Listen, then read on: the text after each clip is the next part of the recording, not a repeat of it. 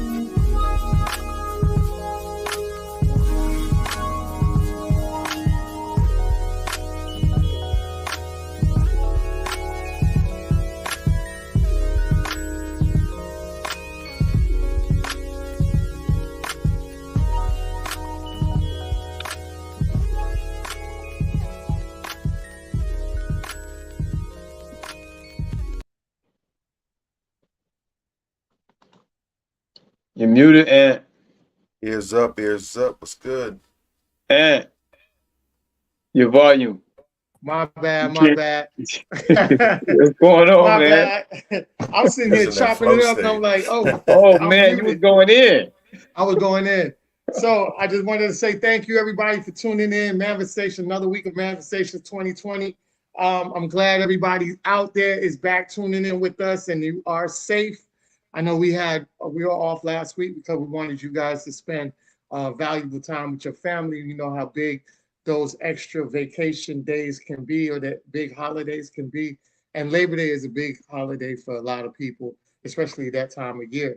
So we just wanted you guys to concentrate on your family, which is, the most important thing that you can concentrate out here in this world. I mean, without family, you're pretty much lonely in this destructive world that we are trying to navigate through. So, just having quality time with your family, spending it with them, because you just never know when the next time you will see them.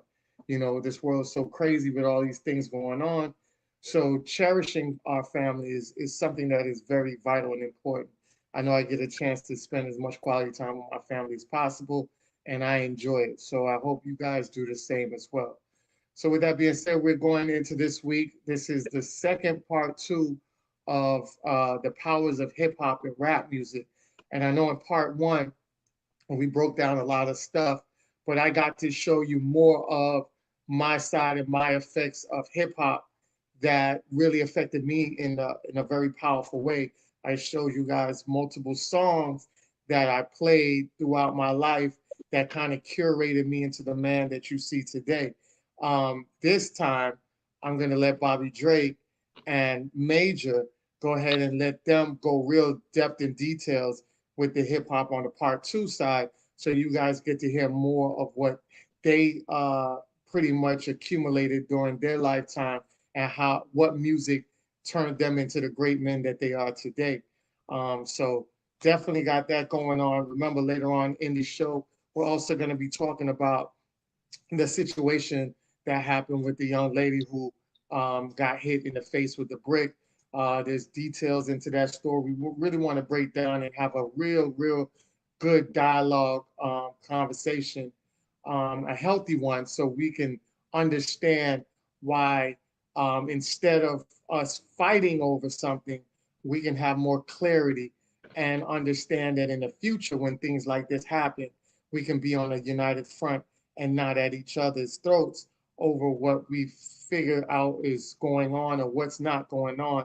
It's just for us to collectively hear each other, and then we can process the situation as it goes. But we're definitely going to break that down later on in the show. So with that being said, I'm going to pass it over to Major and Bobby Drake on the powers of hip hop and what it meant for them during that era of growing up with it and how it became so impactful in their lives. Definitely, man. Firstly, your volume went down a bit for some reason. It was loud and it kind of went down. So I don't know if it's something with your settings. But greetings to everybody. Hope y'all had a safe Labor Day weekend and everything is good in your life. Um, God bless hip hop, man. Like yo, I listen. I've whenever I have a long weekend like this, I get a chance to have an extra day to look back and reflect and just kind of vibe. And I'm sitting here with my wife. My wife is a little younger than I am. You know what I mean? And so one of the things that she loves, quite frankly, is when I put her on to old school hip hop or Yeah. older school hip hop. You know what I mean? And like she loves it, and I love the reaction from her. It's like something, one of the things that helps our relationship stay new. I'm always introducing her to new stuff, and like Yeah. she gets to the point where she knows the songs as much as I do. Correct. Like my wife is running around here, talking about Grand Verbalizer. What time is it? That song came out before she was born. It came out literally before she was born. Like, and she can't get the song out of her head. You feel Yeah. me? And like I play other songs for her. Like I was playing Microphone Fiend. I'm like, what song is that? Oh She's like, yeah. yeah, that's that Grand Verbalizer track. I'm like, okay, like we can really talk about hip hop. Like she knows what she's talking about. She Yeah. recognizes the samples that other rappers use in other songs. Like that's not something you find in a lot of women, Mm-hmm. but it's so dope to me. I played Paid in Full, and I just asked her, I'm like, okay, who used it better? Right? And she's like, Tupac used it better. I'm like, all right, I got you. And then okay, that's a sample. The beat, Yeah. who used the beat better? And she said who she thought used the beat. She didn't catch it when I said the beat. And then I played the PM Dawn joint, the set of dripped on Memory Bliss. Mm. She was like, Yeah. oh shit. She didn't realize, okay, one person sampled the beat, one person sampled the music. Mm. And I was hitting her like that. So it's so many levels to hip hop. What's interesting in that regard is hip hop bringing people together on a dating and relationship or romantic level. Like we always talk about hip hop. You know what Mm. I'm saying? And one of the songs that I have is one of my songs that I want to talk about today is actually a song too, where this rapper called Paris, very underrated rapper, probably the most underrated rapper ever. He has a song called Asada Song, and it is like the quintessential love song. You know what I'm Mm. saying? Written about black women. You know what I'm saying? He Mm. said in that song several times, I love the black woman. You know what I'm saying? I don't know if Mm. anybody's ever really articulated, their love for the black woman in a societal sense on a socio-political level like that. You know what Mm. I mean? Like hip hop, man, especially in its golden era, which most Mm. people consider to be between what is it, 87 and 93, I Mm. think is the agreed upon window. Man, you just can't beat it, bro. Like it Yeah. inspired everything in my life. Anytime Yeah. I'm down, I have a problem. I'm stuck somewhere. I can't think right now. Something went south, not south, but something changed at the company I work for. Good paying job, very comfortable. Now all of a sudden I gotta learn a new computer language. Jesus, Uh, Mm. it ain't easy. You know what I'm saying? But I put on that hip hop. I can do it. You know what I'm saying? Like Yeah. I can do it. It soothes the soul. Literally, it soothes the soul. When you have so many brothers contributing, in a creative way and saying things that are your voice, but you can't say, but articulating those things to you in different ways, while being artistic, while being creative, while spitting these over hot tracks and catchy hooks or whatever the case may be, and using the ill metaphors and similes that a lot of these rappers use. Man, it's just nothing like it in this world. And that's just the music. Not even Mm. talking about the culture that surrounds the music. You know what I mean? Because hip hop is also a culture. A lot of people don't know that. And so I just want to shout out hip hop and thank hip hop for being there and getting me through all my shenanigans in life and still being there. It's a beautiful, beautiful culture. And more people really need to learn hip hop and appreciate hip hop for what it is in its truest form. Yeah, that's dope. I can only think of certain love songs. I don't know how in depth that song is, Yeah, but I know the ones that I talked about were pretty dope, and it kind of was versatile. Like I used to love her by Common was really talking about hip hop, but in the form yeah, of a woman. So you yes, didn't even know until the end, when you said, "Well, I'm talking about is hip hop." yeah. So you had that. You had Common and Mary J. Blige. Um, what was the name of that one? Common and Mary J. Come, I knew they come, had a come song. close. Come Okay, close. okay. Oh, Yeah. I didn't hear that one. I gotta check that You out. didn't. Okay. What? No, you may have and just didn't realize what you were listening to. maybe. You may It's a have. lot of songs like that. Yo, That was Word. that off the Electric Circus. yeah, off the electric Yeah. circus. That's a Question. song. Okay. That's a that's a song that I think is a dope proposal song. Okay. It's a Yes. Okay. dope proposal Yes. song. That's fly. Yes. Um, Question. Is this yeah. common or common sense? Because he Good changed when question. he No, became common. it was No, common. this is Common. Okay. Matter of fact, it was on. I think it was called Electric Circus. It was the album, if I'm not mistaken, that he dropped after he changed his name. Okay. So Okay. Yeah, I think it was the first one that he dropped after he dropped Common Sense and went to just Common. I'm pretty Okay. sure. yeah. I'm gonna check that out for sure. And the next one was Bonita Applebaum, which was a very classic for us talking about women. That was crazy. Um, and the one I told you guys, the first part, when we first did part one, there was a group called Boogie Monsters, and one of their songs is called Sweet Music. Hmm. That's music appreciation, right? Yeah. No And that doubt. one he talks about it's the same concept that I was saying about Common, how it can be used for a woman, but it's really talking about the sweetness of music. But it was so dope how he broke that shit down. Like it was crazy. Yeah, that was dope. That was real Yeah, dope. I that was really dope. enjoyed that. And then you had another one that I really don't think it was talking about women in the pure essence, but it was just talking about the relationship part of dealing with women and how men can be so into a woman, even though she might not be into you and might be playing you. But I thought that the guys that was in it, how they put so much effort into this one woman that end up was playing both of them.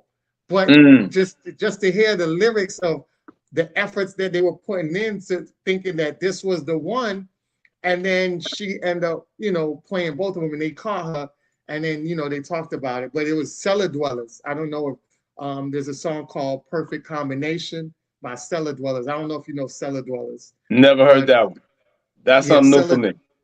Cellar Dwellers. So yeah, check them out. They had that, and then there was the other one where, oh gosh, I can't even remember. It was on my top of my head and I just lost it. But Well, yeah, I'll we go. can't we got if we're gonna talk about love songs, we gotta mention the street anthem for love songs with Method Man and Mary J. Mm, Method Man Mm. did an extraordinary job of articulating his love for black women in that song. yes, I don't even think he knows how dope that shit is. The shit he yeah, said on that song, yeah, otherworldly. Otherworldly. That's the definitely. only one. Like, yo, that joint really hit me. And the video that Bobby sent us in the chat the other day, the sister, the way she was talking about it, the way it hit her. I don't know if sisters Uh, really, saw that coming, you Yeah, know? no, because no one Epic. had any idea. And then not just that, but that's by today's standards. Back Mm-hmm. then, in terms of content, in terms of just the significance and this milestone in terms of appreciating sisters, that was like discovering fire. Yeah. yeah, Because Real remember, I talk. mean, it was just a little thing. He didn't think anything of it. It was supposed to be just an interlude, just Huge. like a little gap in between tracks. And she heard it like, She fought for that. She what fought to what make we doing that a with single. this? Like, yeah, Yes, she did. that's crazy. And to be honest, I think considering the beauty of that song, what it's speaking to, I can't think of any better way for it to come to fruition because you literally have, a man doing something, not thinking much of it, but it meant all the world to a woman. Real talk. And Real she's talk. yeah, just, pulling herself out there saying, this means so much to me. Can this be more than what it is? Mm-hmm. And sure enough, the men who were responsible for that, they acquiesced and they helped to bring it to something. So you have, again, the partnership of the man, the woman coming together to make something beautiful. And it just felt like a perfect metaphor for the song as well. Now, of course, the politics and the business that happened afterwards was, you know, less than ideal. But in Right. terms of how we got to this in the first place, Mm-hmm. it really just all fit and came together nicely. Real yeah, talk. Beautiful, definitely. beautiful, beautiful, man. Yeah. It's hip hop is it's still here, man. Like the spirit of hip hop. Even in its current form, some of us may not care for it too much, but every now and again, you'll see iterations of real hip hop show up. Like I think about the song between J. Cole and Lil Durk, the song with J. Cole and Lil Durk on it. That's a dope record, man. That's a powerful record. You know what I'm saying? I'm not a Lil Durk fan like that, but he can spit. J. Cole, I mean, he speaks for himself. His reputation precedes him. That's a dope track. You know what I'm saying? And you really, I would not expect that to come from Lil Durk. You know what I'm saying? But here it is. You know what I'm saying? And even I've heard people like NBA YoungBoy, talk about how he wants to turn his music around and so forth and so on. I hope that happens. You know, um, but I'm content, flashing back to some of the illest times in hip hop, to get some of my fuel in the meantime. You feel me? Yeah. Yeah, man. I I did want to say the song I forgot that had a brain freeze. I found it. It Okay. was one of the dopest songs, and I think it's right under I would put it right under the Method Man song. Okay. And that and this song is so powerful because I think it shows how much a man can go through when he finally meets a woman that he really, really wants to build with, and then just like that, she's taken away from him. And Okay. that Renee. is Renee, Renee that was a big one. Lost Boys. That's a big one. That's a Yes, big one, bro. That was powerful. Woo, that was a powerful record. And to hear yes, that in small children, yeah, whoa, you know what I Yeah. mean? It Yeah. really, really puts you in another frame of mind because, like, yeah, you know, he loved the girl and all of this, that, and the third, and she died. You know what I yeah, mean? And it was like, whoa, you know, it really makes you stop and appreciate some of the people around you, man. Like real talk. That one hit me. yeah, That's another one that really hit me. No one died around me like that, but yeah, it's women that I really rock with that I cared about that moved away. You know yeah, what I'm saying? Even women in my family, you know, that I was really tight with or whatever the case may be. You know, you tend to pick up the phone and call a little more. You know what I mean? Even if it's not necessarily a romantic relationship, yeah, there are relationships that are worth putting a little more into than some of us do sometimes. Because as men, we tend to be very insular. You know what I mean? We don't tend to be as, you know, outreaching as women. Sometimes, you know, we keep our feelings to ourselves, we keep our emotions to ourselves and so forth. But, yeah. you know, a song like that, that'll make you pick up the phone, you know, and that's what's up, man. Shout out to Mr. Cheeks, to Lost Boys on that one. That's a legendary record. Agreed. Oh yeah, definitely, Yeah, definitely. for sure. I And that's in that same vein. It's obviously it's more recent, but there was a track off of Nas's Streets Disciple that for me personally was always the minute I heard it, it just automatically cemented itself like in my chest. It's a song that was always gonna be that. That's a that's milestone music right there. Mm, And okay. that was Nas Getting Married. Oh, And mm, when okay. I heard that song, like literally, and I love how descriptive it was, how it was general, but it was also very specific, very it felt almost like someone pulled out a camera and was just like recording somebody's whole all the events like leading up to the marriage and everything, the wedding. And I love how it really spoke to the way he felt about the woman he was getting married to in the song. Yeah. You know, the little jitters, the different considerations, just really reflecting on your life, like, you know, all the things that I'm gonna be leaving behind. I don't miss it. You know, I'm tired of, you know, of the hoes that's out there, the STDs, the drama, and the games. I have someone who I know, you know, is here for me. I found that person. Right. It also spoke from her side of things, the things that she doesn't have to deal with. Dudes trying to, you know, shortchange her, trying to take advantage of her. No Um, doubt. it really got into the idea of, you know, even tapping into some grown folks. Mentioned how they talked about important things like prenuptials and they came to an agreement whether we're going to do it or not. But it was just surprisingly thorough, Yeah. considering it's just a little 3 minutes some change song, whatever. But yeah, it really kept you present. Like I could see that being played in someone's reception. No And it doubt. was just such a That's thorough a great thing. one.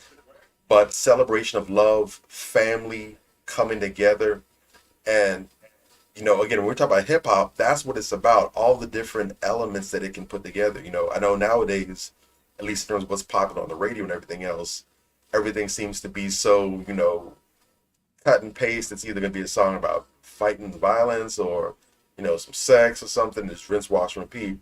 But you know, it's moments like that where you see that hip hop really, it's an expression of life. It's life music. You No know, doubt. Real yeah, you talk. have your more base things where you talk about things that maybe get in a fight with somebody, you know, with some beef between people and solving it, or maybe it could be something as vulgar as, you know, you get drunk one night and you and some shorty mixing it up, you know, at somebody's crib or something. But then there's Hmm. also the more deep moments where you're talking about family, we're talking about stress, loss of a loved one, um, motivation for business, whatever, just all different avenues. That's why it's so powerful because it really speaks to the human experience, to our experience. Right. Real You know what I'm talk. saying? Like you mentioned before, those times when you can't really express something just right, where you don't really have an outlet. You feel like sometimes it's just you that's going through this, whether it's good or bad.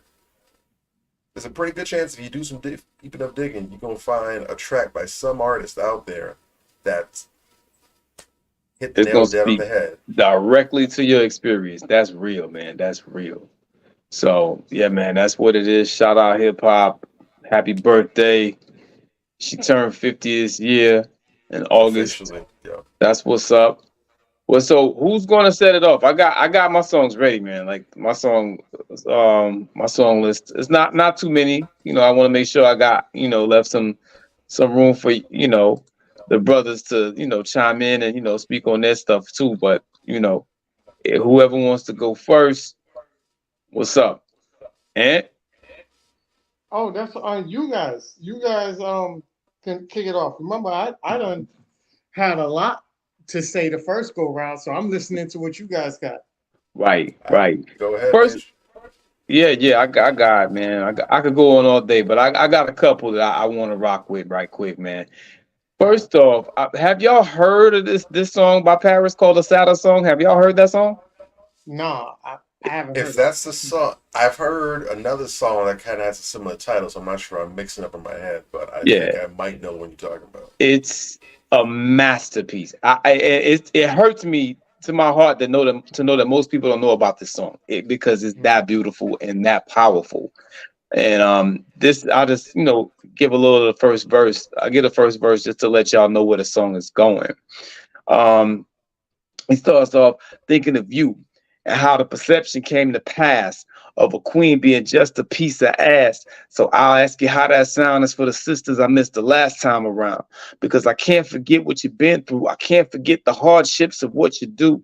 So I'm paying you the ultimate respect because I love you and that's what you should get. And it's a shame that it comes as a surprise from the man in the land of do or die. And the word could ever reach and educate. It ain't nothing but a style to set it straight. And I'm raised right. The lady still first, but smooth with the groove for the fools that doubt your worth. Still thinking of a master plan to protect and respect. Because the fact is, I love the black woman. Listen, this guy, as he mentions in the verse, he's like one of those really, really radical pro-black rappers. You know what I'm saying? And he says it on there. He missed the sisters the last time around, but like this song, you know, he wanted to, take time out and, address because, at this time, this was like around the time when NWA, Luke, some of these guys was heavy in the game, whatever the case may be. And a lot of people, was always talking about how women were being dissed in rap music. You know what I'm saying? And, he came out with this song that was like an ode to the black woman. And it just kind of, nobody really paid attention to it. You know what I mean? But it's like the song, my go-to song when I want to think of something that, really speaks on the sisters or whatever the case may be. And he talks more in the second verse about specifics, which is what is really dope about the song because y'all know how we do when we treat women a certain way. You know what I'm saying? And he says on here, anyway, I remember there was a time when I would see you and try and go for mine, push up in the guts for a month or two, leave a stamp, break camp. Y'all know the rules. And if something went wrong, it was your fault. The time was cut short, and so were the phone calls. Come up in my face, someone would ask if I know you, and come up in my face, and I would be like, "What? Who? How many dudes have said that in a song? Talk like called out some of the flaw stuff that we do in relationships in a song. You know what I'm saying? I think LL Cool J is the only other one I could think of Yeah. that's actually done that. And there's other stuff that he talks about in there. I don't want to go through the whole song, but like check that song out, man. It's called a Sada song and it's by Paris. I was just listening to it. I had mute myself and I was listening to it. Oh yeah, Pretty dope. yeah. Yeah. It's It's it's ill. it's on the that wavelength of the 90s when we had the the living single era. It's that b-boys with the overalls, kicking pure knowledge. And Yeah. that's why the industry had to switch the game up, because it was too much positivity in hip hop during that era, during that time frame, Yes. Yeah. and they had to Yes. break that up, man. So that's It's why they give us sad, the man. garbage they give us now. And we Hmm. allowed them to do it. Can you imagine That's the if worst part more, about it. instead of listening to Luke and all those other cats that was talking what they was talking back in the days, if we had more rappers coming up rapping like this to our youth, can you imagine what the relationship between black men and black women would be like? Yeah, You know what I'm saying? And more record labels getting behind them, because people don't understand how the record industry works. The investors get behind rappers that they feel will make it, and they choose what rappers they're going to put a Hmm. budget into and what rappers they're going to blow up. yeah, You understand?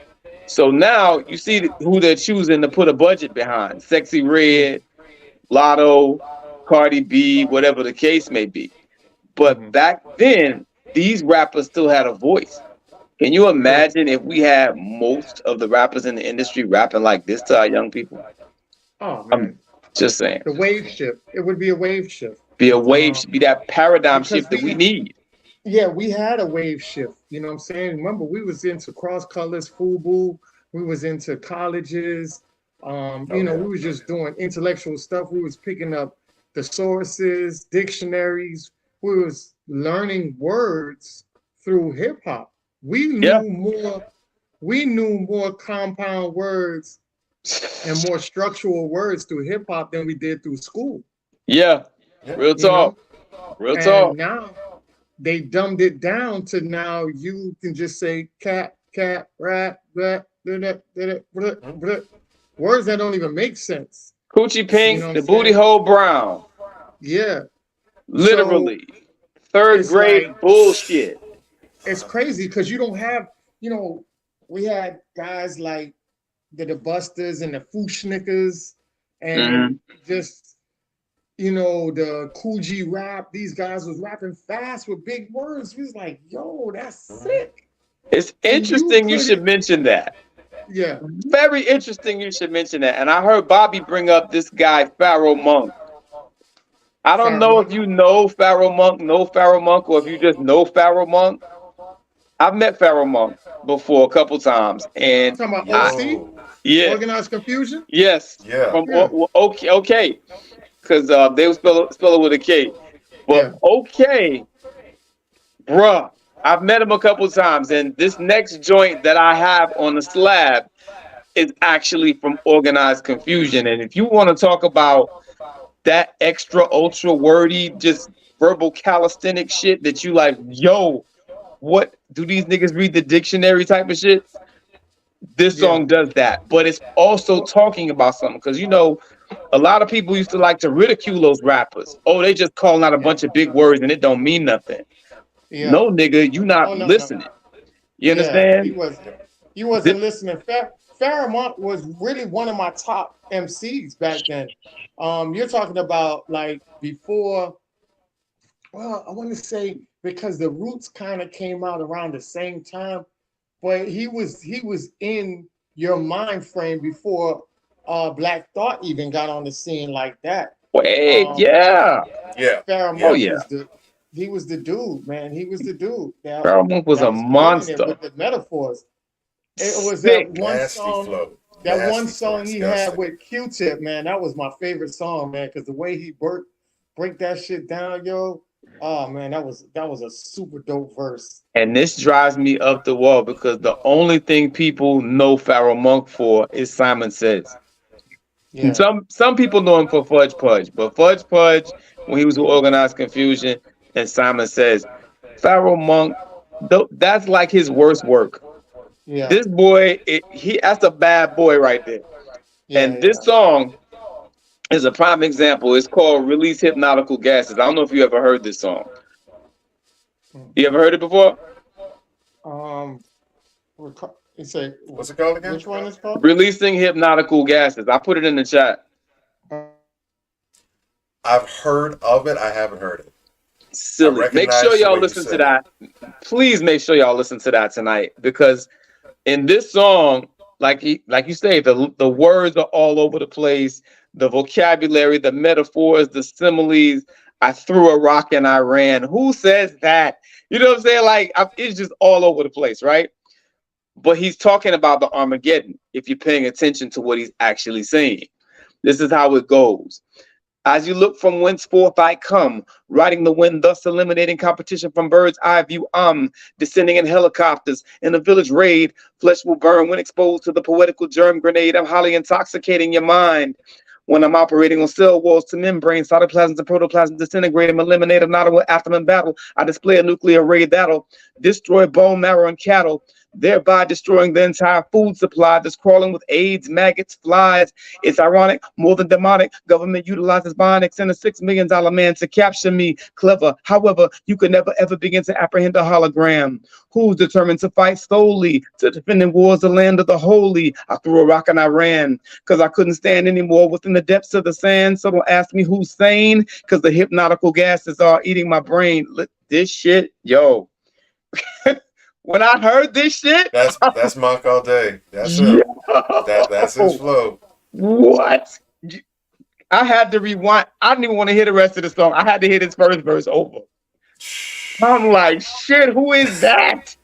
Every now and then, there's an artist Yo, who, and sometimes it might be just one, but every now and then you have an artist that's good for dropping songs, or verses nasty. where you just gotta hit replay. So like, I heard it, but I Bruh, didn't hear it. Let me get an instant replay on that. this man That's it, man. pulled up on this track, bruh.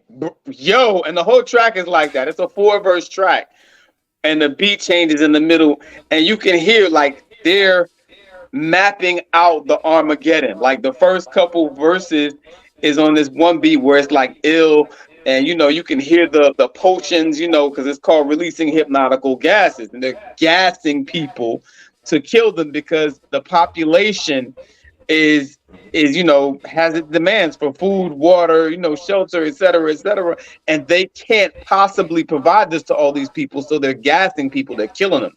You understand what I'm saying? And that speaks to the type of shit the government has done and would likely do in such a situation. This is in the 80s, man. Yeah. The late 80s, early 90s, they talking about shit like this. We like, yo, my head exploded when I heard this shit. Go ahead, and go ahead. You saw, Nah, no, no, he's very comical. Because, like I say, one of my favorite songs that he did was "Organized Confusion." Because I used to love Q-Tip, so yeah, anything Q-Tip was in, and him and Q-Tip, "Organized Confusion" had a feature with Q-Tip, and it's yeah. called "Come On, Let's Organize." Come on, we gotta organize. I know the song. It's Yeah, yeah, yeah. so dope. And then in the song, he was like, "Look who walked in the door! Tiger, tiger, tiger, uppercut, right in your gut." And I was like, "Yo, this motherfucker is off the chain, Who yo." puts that in a rap? Yes. Yeah, he was very fucking comical, but he was very masterful with his Oh, wordplay. did you hear him on Who Stole the Last Piece of Chicken? Yeah, yeah, Oh, yeah. bruh. Oh, are you kidding me? And Roosevelt Franklin, yo, this dude is special. I'm sorry, he's Yeah, special. he's definitely a very gifted MC, one of my top MCs that I still have to this day. Um, Very underrated. A lot of people don't know who Pharaoh Marshall They don't is. even know who he is. Where does I'm his like, actual name bruh. originate? But Yo, just his name alone lets Pharaoh. You really don't call yourself Pharaoh unless you like really supreme like that. And he really earned that name. You know what I'm saying? mm-hmm. And a lot of people, like I said, it's a lot of gems that people don't even come across because they don't run across these people because they weren't mainstream. You know what I'm saying? It was underground music. But that's what I love because we had so many different radio stations and DJs that would play the great artists more than the mainstream. So a lot of people wasn't really listening to mainstream back then. They was Yeah, listening to the underground music for all the real stuff.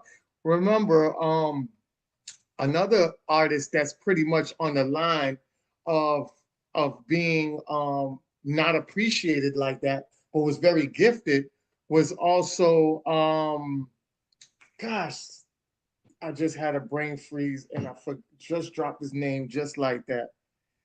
It's a lot of Um, them. Who? Roscos? That's no. He was like he's in the realms of Pharaoh Monch. Um, OC? Where's no, he? no, no. Is You he remember East, he West, had Midwest? he had the cartoon. He was the I think he was one of the first ones to have the cartoon. J. Rue the Damager. Jaru the Damager. Jeru. That's it. Yeah. Yes, Hold Jaru the up. Damager. Yes, Hold up. Now you Jaru the talking hip Damager. hop. Now you talking some We Yes, hip did. hop.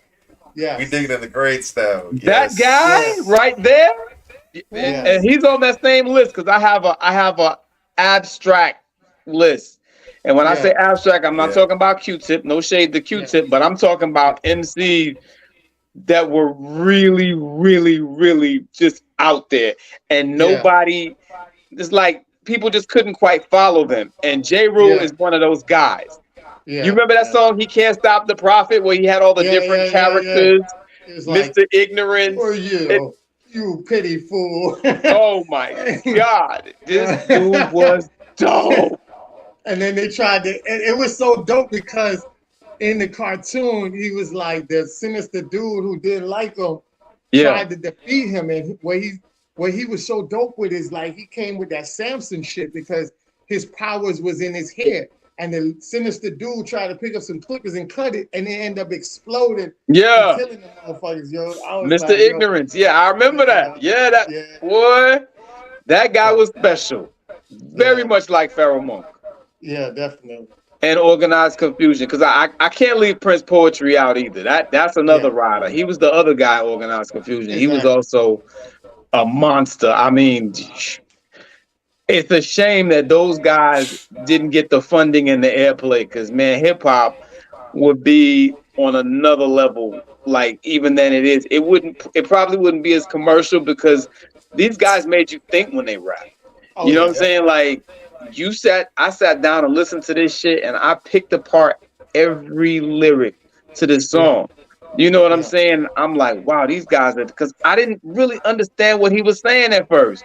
You play it yeah, back, you listen to it. Oh man, they're destroying the food supply, and okay, yeah, government is utilizing bionics. Okay, these dudes are talking about the Armageddon. Okay, and exactly. then you go and you listen and you see how the music changes from something smooth and almost mystical into just all out war, very aggressive. The same beat they use for No Omega, Yeah.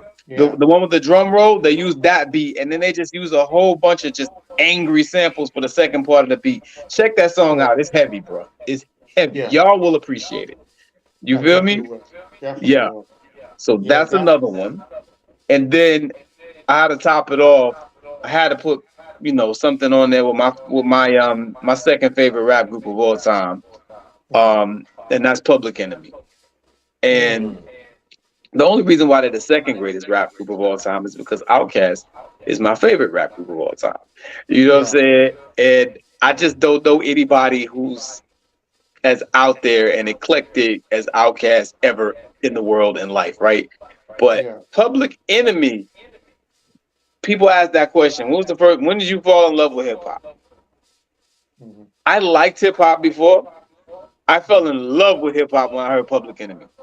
yeah, That album, my grandmother, I told you, if y'all have talked to me about my grandmother, and I think we spoke about those times, God rest her, you know, um, Miss Iyabo Folamina, mhm, Miss Evelyn Haynes, whatever name she want to go by, she was like Malcolm X's little sister. Like, she was just, everything about her was blackety black, black, black, black, black, mhm. right?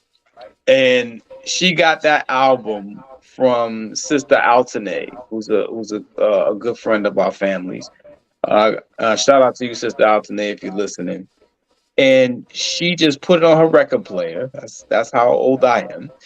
And she just let that thing ride and ride. My grandmother actually put me on the Public Enemy Yeah, when I was about 7 or 8 years old, I think. You know what I'm saying? And I would just listen and listen and listen, and I just couldn't stop listening to it. It was so forceful and so strong and Mm. so Afrocentric and pro-black and unapologetic. That's why I like Jason Black so much. You know what I'm saying? Like this dude, from the time you hear, if you listen to Jason Black talk for 20 seconds, you like this nigga a rider right here. You know what I'm saying? Like that's just what it is, and that's how I felt when I heard Chuck D. You know what I'm Mhm. saying? And this song right here, Black Steel in the Hour of Chaos, you got these young brothers talk about, some shit went down. I got a letter from the government the other day. I opened and read it. It said they were suckers. They wanted me for their army or whatever. Picture me giving a damn. I said never. Here's a land that never gave a damn about a brother like me and myself because they never did. I wasn't with it, but just that very minute it occurred to me. The suckers had authority. Cold sweating as I dwell in my still. How long has it been? They got me sitting in the state pen. I gotta get out, but that thought was thought before. I contemplated the plan on the self floor. I'm not a fugitive on the run. Brother like me begun to be another one. Public enemy serving time, they drew the line, y'all, to criticize me for some crime. Nevertheless, they could not understand that I'm a black man and I could never be a veteran. On the strength of situations unreal, I got a raw deal. So I'm looking for the steal. God damn, yo, I love Chuck D. yo, I love Chuck D. what? Chuck D was bringing it, man. Who He is really, this nigga? really loved Yo, Chuck D. It was that's hard, just man. my pure unfiltered thoughts in my Yeah, 7, 8-year-old brain when I heard this shit.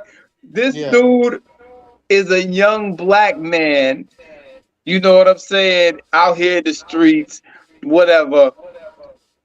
Not, we still were going through racism, we had not too far out of Jim Crow, whatever the case may be. We still dealing with racism on a daily basis. This guy is speaking like God on a yeah, track.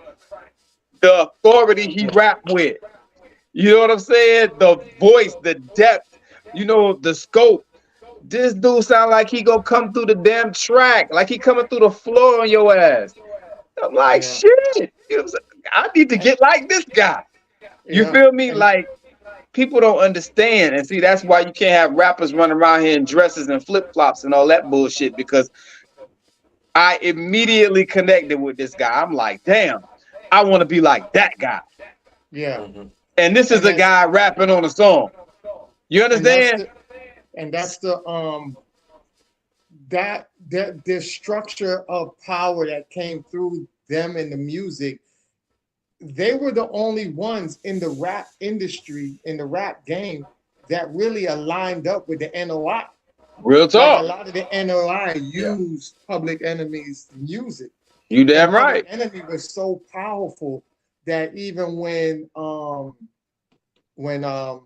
what's his name, Spike Lee in the movie Do the Right Thing, grabbed it, and with the whole Radio Raheem got killed, Yeah. it was so powerful that it sparked rages outside of a movie. Like even anything that happened to a black person because they had that music lined up with Radio Raheem's killing, like motherfuckers couldn't touch, like they weren't scared of the police, and they was all about their peoples and protecting their peoples and making sure nobody fuck with anybody in the black community. That's how Exactly. powerful they were.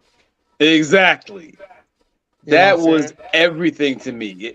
It was so powerful, like you said, bro. Like, damn, these guys. I never heard nothing like that, and I've been listening to rap for years. The first rap records I can remember were from the Fat Boys, Houdini, Run DMC. I remember all that stuff, and it was nice. I liked it. It sounded good. But when I fell in love with hip hop was when Public Enemy came out. But it takes a nation of millions to hold us back. That was their second album, by the way. I never really heard the first one until later. I went back and checked it out, and it was dope. You know what I'm saying? But that second one, Jesus, it's Yeah. just on another level, man. And that song right there did it for me. These guys on this song, they touched so many different levels. They're rapping about breaking somebody out of Yeah. jail. Yeah. Don't you know I caught a CO falling asleep on death row?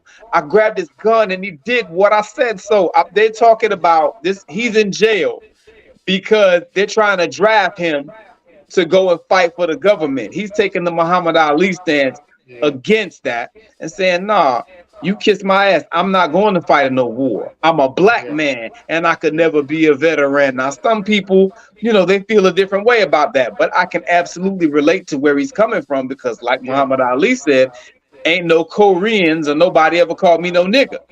Yeah. You understand? Well, that's a little different today, but that's a whole other conversation. But back then, there was no rift between the Asian community and the black community like that. You understand what I'm No, saying? that was And programmed. what happened? I said it was programmed that way because they're dwindling in numbers, so they Right. had to make honorary white supremacists. So they bring in the Exactly. Asians and the Spanish and all these other enclaves of people to, Hmm. denigrate us Of because course. they're dwindling in their stuff. So yeah, Hmm. Hmm. all that's programmed now. But during that, right, exactly. But during that time, there was no rift, and so I can understand the thought process behind. I'm not going to help my oppressor go and oppress someone else. You understand what I'm saying? And Yeah, if that means that you want to throw me in jail, then so be it. correct. Muhammad Ali was a hero for that, and other things that Muhammad Ali did. But that concept, from a young black man back in the 80s who, was barely more than a teenager at the time. You know what I'm saying? And he's talking about all this high level shit. You got rappers today that still don't talk about that. Rappers well Yeah, into their 40s and 50s that don't talk about that. correct. I mean, Chuck D and Public Enemy have some of the most relevant shit ever uttered in hip hop on wax. Yeah, And that just cannot be understated. Shout out to those brothers. Chuck D was my hero growing up. I started rapping when I heard Chuck D. You yeah, feel me?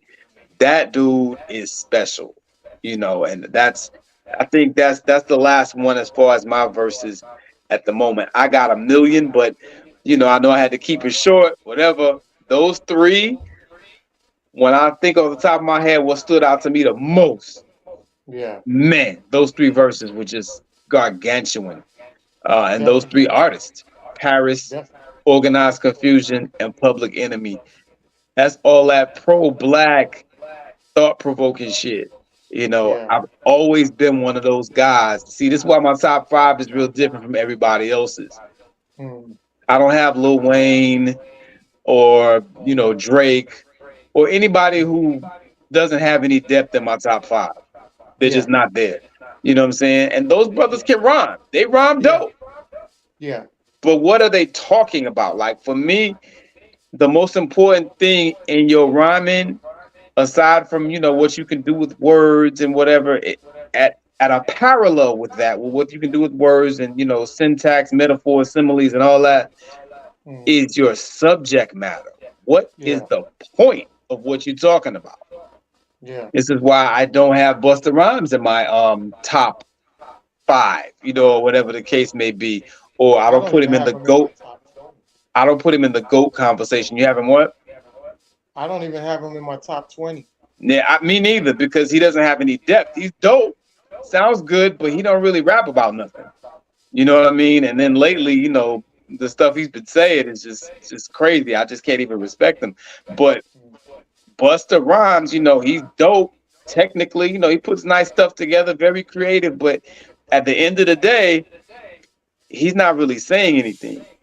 mm, And those rappers who are saying something, Tupac, Scarface, Public Enemy, KRS-One, when you really look at it, those are the ones that people really, really idolize. Like everything else. You know what I'm mm. saying? Whose spirits live on forever? The Malcolm X's, the Marcus Garveys, the Elijah Muhammad's of the world, the people who were about something. Yeah, You know what I mean? And it's the same in hip hop, man. Those guys are about something. That's why when I say Scarface is in my top 10, people look at me like I got three heads. Nigga, have you ever listened to Scarface? The content, it might not be as pretty as some of these other rappers' shit, But the content of what that motherfucker had to say, Scarface has said some shit. I'm in a real life situation that's shit has gotten real. You dig? Yeah. And I can draw a direct parallel back to some shit that Scarface said in a rhyme in the late 80s. Yep. That's powerful shit, bro. Yeah. Yeah. You understand? So yeah, man, I'll land my plane there. That's about where I'll sit with it. What you got, Bobby? Gangstar is on my Oof. in my top 10. Oh, Tony Gangstar is dope. Wow. Gangstar is dope. Gangstar They will forever live on. and Guru had Absolutely. a lot to say, by the way. Oh, Guru Yeah. was, oh gosh. Motherfuckers used to get lost with Guru's knowledge, yo. It was crazy. Insane. Crazy. He was Insane. He was dropping all kind of heat, man. Oh yeah, definitely. He had that CD with the Jazzmatazz. Oh Yeah. that CD was, I used to play that CD religiously, yo. That jazz thing remix.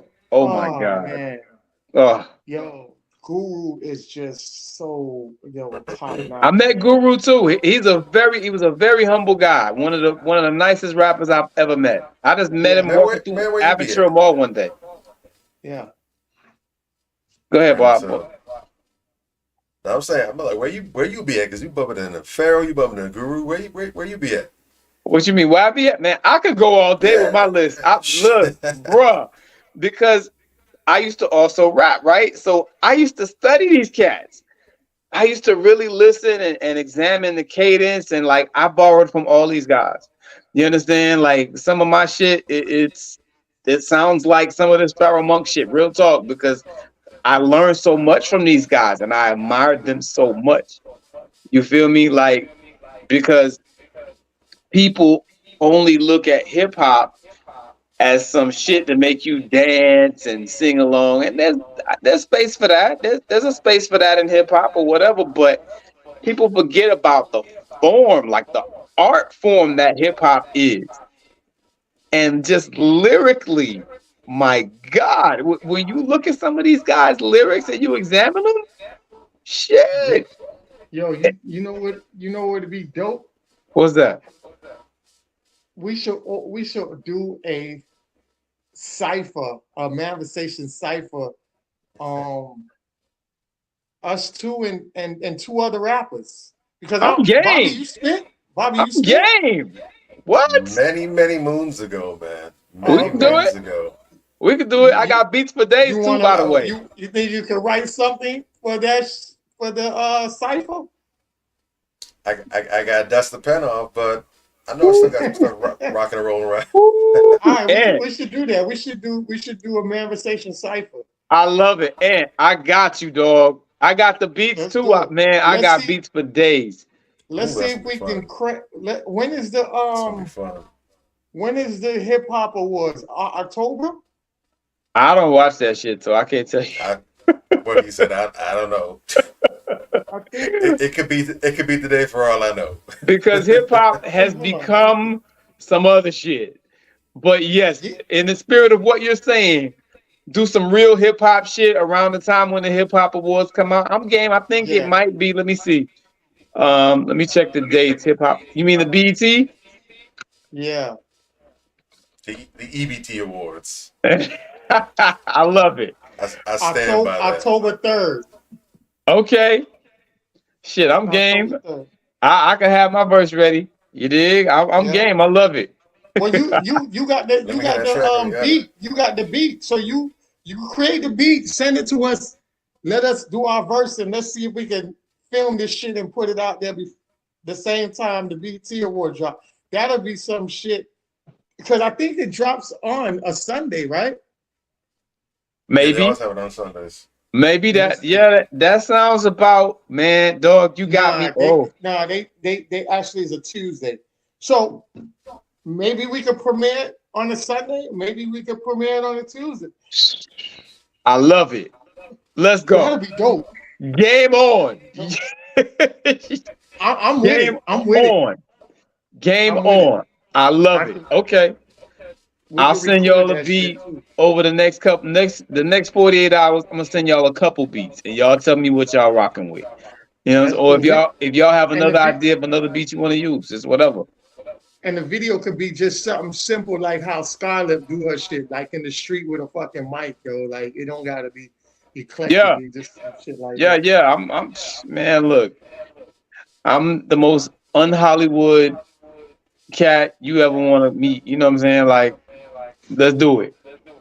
Yeah, Woo, let's do it. Let's do it. woo. All right. I Yeah, like that. that's a dope idea right there. I love it, man. Because Yeah, you so know what? Too you many make of us, hmm first of all, don't know what hip hop is. We were yeah. talking about this before we came on here, hmm right? First of all, don't know what hip hop is, and then the people who do know what hip hop is don't respect hip hop. We Yeah. had a I posted this when they were having this debate. People were posting about Luke being upset that he wasn't honored, whatever the case may be, hmm when they were honoring the hip hop artists. hmm And I have my issues with Luke, whatever, but in a very matter of fact type of way, not to denigrate Luke, hmm but just speaking in a factual manner, I was like, well, I don't see why he's upset because what he does is not hip hop. hmm I was not really trying to denigrate Luke. If I would trying to denigrate Luke, I would talk about what he does and why I don't like it or whatever. But I wasn't trying to go there. I was just like, that's just not hip hop. And boy, Yeah. everybody got so triggered. And I'm like, nigga, it's not You know, hip you hit the hop. wasp Which, nest with that one. oh, bruh. Because hmm this is my thing. First of all, Luke don't even rap.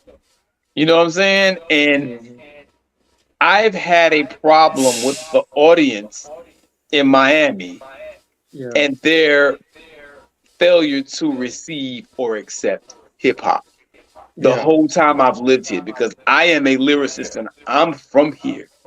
You hmm understand what I'm saying? And people never gave me my props because, like, oh, we don't want to hear that lyrical ass shit. Too Yeah. many big ass words, this, that, and the third. And it's like, but are you Yeah. listening to what I'm saying? No, nigga, I want to hear a bitch shake her ass. That's basically what the audience down here said. Yeah. And that is MCing is hip hop. Yeah. Or it's the meat and potatoes of hip hop because look, nobody scratches no more like that, really. Nobody does graffiti like that. Nobody breakdances no more like that. You can argue, that people still are into hip hop fashion, sort of, kind of, but you got cats running around here with their nails painted, wearing these little skinny jeans and these coochie cutters and And all trying that to say shit. that that's hip hop. You did. I'm trying to say that's hip hop. So most of the elements of hip hop, which most of these people saying, that Luke should be recognized as a hip hop entity, don't even know. They don't even Exactly. know the 5 elements of hip hop. Yeah. You understand what I'm saying? Most of the elements of hip hop, one, are not things that people in Miami really did like that. And hmm two, are, of all those elements, the only one that's really left that really is the dominant force in hip hop now and today is MCing. Yeah. When has Luke MC'd anything? He don't rap. Yeah. You know what I'm saying? He get on the mic, he hypes the crowd up, and that's cool. I ain't mad at what he does. Bass music is its own thing. I'm not downing bass music, but bass hmm music is not hip hop. Just like what Nas and Raekwon and them do. If I say, okay, I'm doing a celebration for 20 years of crunk, hmm why am I inviting Nas and Raekwon unless they got a song with a crunk artist? Because what Nas, Raekwon, Ghostface, Jada Kiss, what they do is not crunk. Yeah. Crunk is a separate thing that has its own sound. And Correct. it's like, okay, if y'all feel that way about bass music not getting its props, why not do something for bass music specifically? And they tried to put it on the South. It really wasn't the South. It was the artists in Florida really that were left out. And I get it to the point of, we do something similar. And, Luke did do a lot for, black entrepreneurship in hip hop. He did influence that, and he did do a lot for freedom of speech in hip hop. As uncanny as that is, you know what I'm saying? Whatever the case may be, it is what it is. That's the truth. Yeah. So I can understand him feeling a little slighted in that regard, because even though he didn't quite do hip hop music, Hmm. he was close enough to it where he kind of fell under the umbrella of rap, and rap was the problem. You Yeah. dig? And Hmm. and he did, get those. He did contribute to those gains being made for hip hop. I get why he might feel slighted, but I just don't feel like what he does is hip hop, and Yeah. that's Correct. okay. I'm not shitting on bass music, but bass music is bass music. Correct. You dig? And that's all I'm Right. saying. And it goes to, the same for MC Hammer. We had another debate the other day about, okay, is Hammer hip hop? Yeah. And even we were debating prior to the conversation. Hammer's a tricky one Yeah. because Yeah. before Hammer started, being ultra pop, Hammer was, in my view, when he first came out, doing hip hop. Yeah. When he crossed over and started doing, the can't touch this, well, that's not hip hop from where I Hmm. sit. Correct. It's what they called it, which is pop. And that's okay too, or whatever the case may be. But you can't get mad either, really, if you're not being honored during hip hop, especially when I found out the thing about him dissing Run DMC, and like those guys are like considered hip hop gods. Okay, hip hop came from New York, they're honoring Run DMC and they don't reach out to Hammer. Can you really be upset when you diss them and y'all? It seems like they never ironed out that beef that they had. You dig? I Yeah. don't know, but yeah, that's gonna be real interesting because they're still talking about that online. You know what I'm saying? I want to hear what Hammer actually has to say about it. But to your point, Ant, Hmm. if you're going to say MC Hammer is hip hop, you almost gotta say Vanilla Ice is hip hop. Correct. Nobody's willing to say Vanilla Ice is hip hop. Correct. So I don't know. I don't know. And it's fine. You can put them in rap music. That's why I Right. labeled the title hip hop and rap. There's a difference between the two. And people You don't know, get that. and Luke is rap. Luke is a rap artist. You know Right. what I'm saying? He's not a hip hop artist, but he's a rap artist. He's a rap artist. I agree with And that. there's nothing wrong with that, but everybody wants to be hip hop because hip hop is so much powerful than rap because hip hop is really the conscious side of rap, Yeah. and everybody don't have the consciousness of rap. Right. So, it's that's why they want to be put in that group because Mm-hmm. anybody could rap. A white person could rap. That's Yeah. rap music. You know what I'm saying? But to go into hip hop on that side, that's a whole different ballgame. Yeah. That's the fault. You can't Now Yeah. you just talk about the you culture. Yeah. right. That's the heart of the matter. You can have Correct. offshoots, you can have spin-offs, but when it comes to the blueprint, the formula, the origin, the source, the at its purest, that's the hip Correct. hop. Real And talk. that's what they're saying because they understand. And even if people don't understand it, consciously, at a subconscious level, they understand that there's a difference. And when you have people talk about hip hop versus rap, hip hop is Hmm. always going to have a deeper level of reverence that's being spoken about. It's going to have a different heaviness Yeah. that comes with it when it's being brought up as opposed to rap because people understand that rapping, and I think I said this before too, rapping is what you do. Hip hop is what you live. That's your Correct. essence. That's the spirit. Right. Real talk. Real talk. Listen, like you said, you know what I'm saying? It's so much more than just rap. Hmm. You're talking about the way you live. Method Man said something very ill on a an interview that I saw him in with Wu-Tang Clan back in the day. He said, if I hand this cat over here this sheet of paper, it's gonna be something hip hop about the way I did that shit.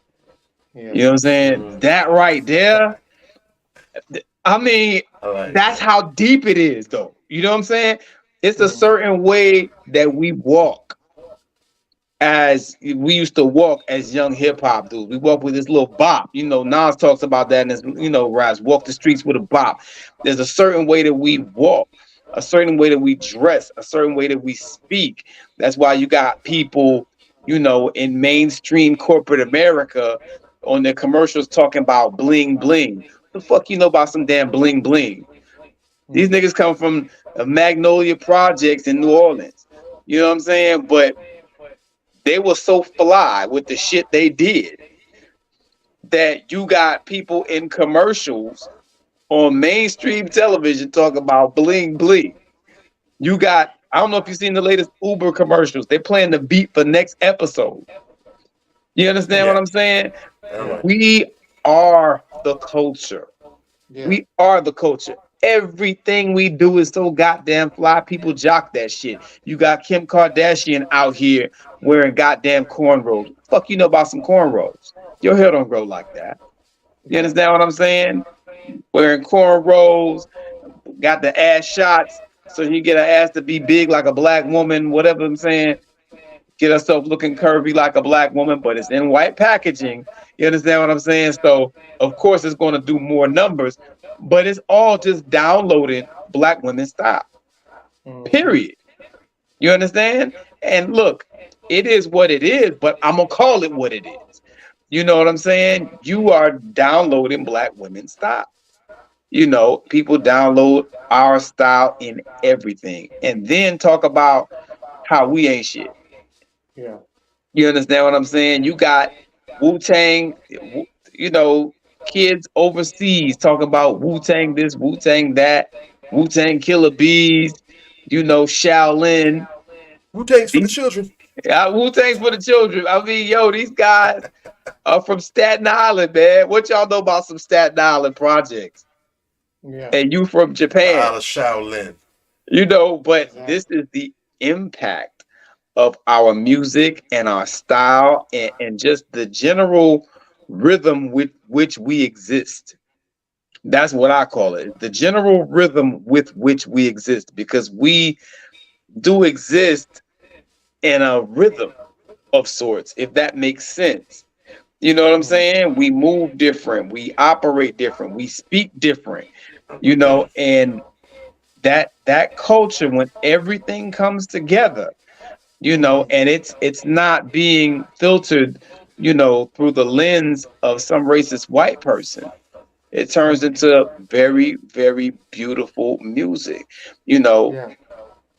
the shit that we get today on the radio, the reason why it sounds so corrupt and the reason why it sounds so sordid is because it is being filtered through the white supremacist corporate lens of what hip hop is. Mhm. You know, by ourselves, we would never promote a Sexy Red or a Sukihana anywhere. Mhm. You understand what I'm saying? But these white executives, they love that shit. They Yeah. love a coon. And so yeah, they'll find the people who represent the worst of us and they'll exalt them and put them on a platform. They do it all the time. You know, And I blame us for that. We dropped the ball. I we had they really put it in our faces years ago, and we didn't Hmm. really catch on to it. But Hmm. one of my favorite movies of all time, one of my favorite love movies of all time, is Brown Sugar. And Yeah. in Brown Yeah. Sugar, Dre I was an saw where you were executive. going. Yeah, Hmm. Dre was an Hmm. executive, and he was passionate about hip hop. He wanted to sign Mos Def, but the label didn't want to sign him. And then he found out that he had to produce for this act called the Hip Hop Yeah. Dalmatians, which was a Ran in black 10. dude with the yeah, Some with a gimmick black ass dude with a white bullshit. coat and a fucking white dude with a black coat, Oh, and the shit was oh, so fucking comical, but it was reality of what it that's was. real life. You can't Because tell what me you happened couldn't was cut and Drake, paste that and put so many different other artists. You could really Man. yeah, connect the dots, put so many other yeah. people in their place, and it's like, damn, I'll be Sexy So Reds. so Uh-huh. Drake, so Dre, who was played by Tay Tay Diggs, Diggs. was the producer, and he got at his boss, who found the act, who's the CEO of the label and everything like that. And they were going at it with each other. And he was like, look, you gotta get acts that's gonna put food on the table. You gonna have, man, this shit is they eating this shit up. And Dre was like, he just couldn't even fathom it no more. So he was like, all right, put him in the studio. As soon as Mm. they got in the studio, he was like, the hoe is mine. And I was like, what the fuck? But Dre was just joking around. He was like, yeah, you should say the hoe is. And he was like, yeah, yeah, yeah. He was like, yeah, the hoe is mine. And he was like, yo, I can't, I can't do this shit. But he quit, and then he ended up hearing the shit on the radio. The hoe is mine, and it Yeah. was like blowing up on the radio, and it was Yeah. crazy. This That's is the fucking exactly. reality that we fucking saw. They put the shit in our Yes. faces and showed Hmm. you exactly the direction they were going in was And we still completely allowed it. bullshit. And we still allowed Exactly. it. You know what I'm It makes saying? no sense. And it was like Dre had to go. He wanted to start up his own label, and he got Most Def, and Most Def was doing his thing, and the people love it. The people love the realness of Most Def, and but it was just so sad to see that the mainstream rather push the real to the side and promote the bullshit to keep the fatness in their pockets and also keep the bullshit and dumb down society at the same time. So it's a bird kill. It's killing a bird with two. Well, what is it? Yeah, killing a bird with two stones, right? Two You know birds Yeah. what with I'm one saying? stone. Two birds Yeah, with one stone. two birds with one stone. Hmm. All right. So that's basically what they're doing. They were killing two birds with one stone. And that's what they're doing today. Because the progression of what, like I said, from back then, and if anybody been around people who love hip hop, we carried a notebook, we carried a book bag, we had The pencils on deck. backpackers. Yep. Real Yes, talk. we had that all on deck. So at any moment, we'll sit in the trees, we'll sit, anywhere, park benches, we'll be on a train, and a thought would just come in, and we're brainstorming and just writing it down. Now we got Mhm. into an era where kids talking about they just smoke weed and whatever comes to their brain, they just put it down on paper. And it's not really hard to do that when you produce that type of lyrics and that type of content. The stuff that fellas was doing back in the days, you had to put in some work to put those type of Yeah. bars together. That wasn't no thing that you could just randomly spit out your mouth and just put it down on paper. It Mm. wasn't complex like that. You know what I'm saying? So because of that, and they gave you structure of how to write something. Now Mm. it's like you don't have to do that. So we dumbed down the culture over the years, and the people, the black in our black society, have been dumbed down from the vocab because now it's no extensive vocab. It's nothing that some artists to this day say that'll make you go and pick up a thesaurus or a dictionary. Back then, shit, I had to carry one just to see what they were talking about. And Real I was like, talk. oh, that was These dope, boys was killing yo. it. And in order for you to compete, you would have to dig and go through. So it made you work to learn words. That's how deep hip hop Yep. was. It made you build your vocabulary. Oh yeah. Agreed. There were You know many what I'm times when saying? I played a The song and niggas I didn't like understand a word. I had to go look it up. Like, man, this sounded deep. Let me go look it up. Oh, that's what Hmm. he's exactly. talking about. So he Okay. was like breaking it down with an osmosis, and you like, what the fuck is osmosis? And you go and you're like, oh shit, that was wicked how you placed that in there. You know what I'm saying? Hmm. So it was dope, man. And I think we lost the essence of it.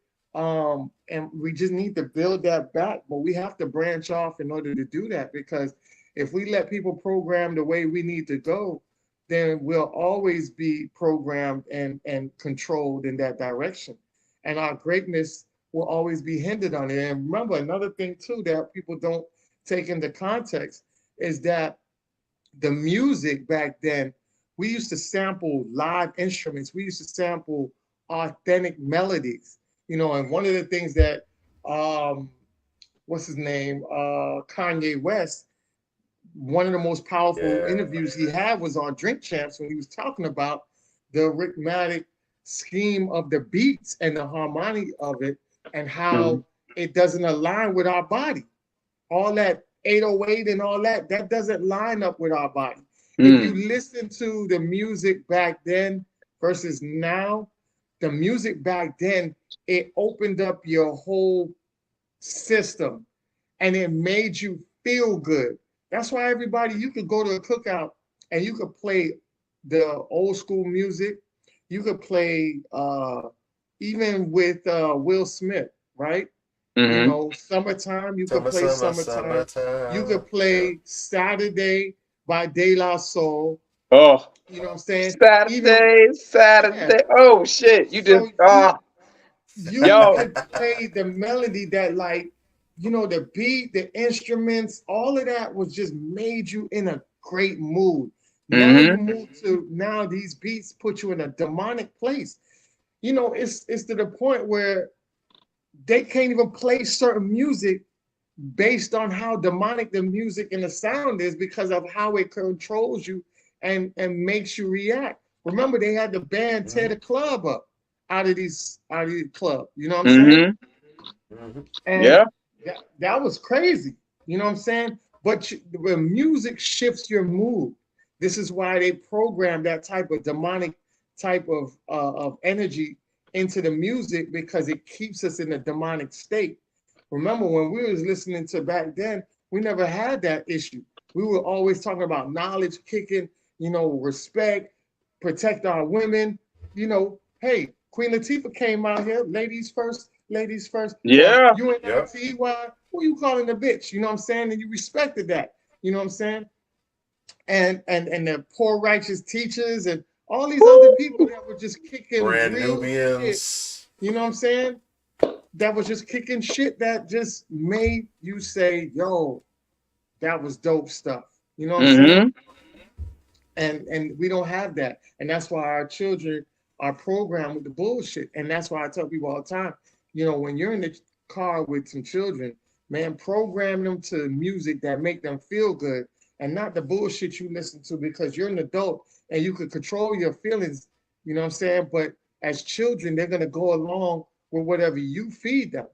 And now Mm-hmm. we have to stay away from that. And I had to check my exes on that stuff because when they get in the car, they wanted to play a little thumping music, and I was like, yo, that's not gonna work like that. So Mm-hmm. I used to put on a whole variety of music that would soothe them, and then my stepson ended up being a DJ where he plays that type of music now. He don't even play the stuff that's out now.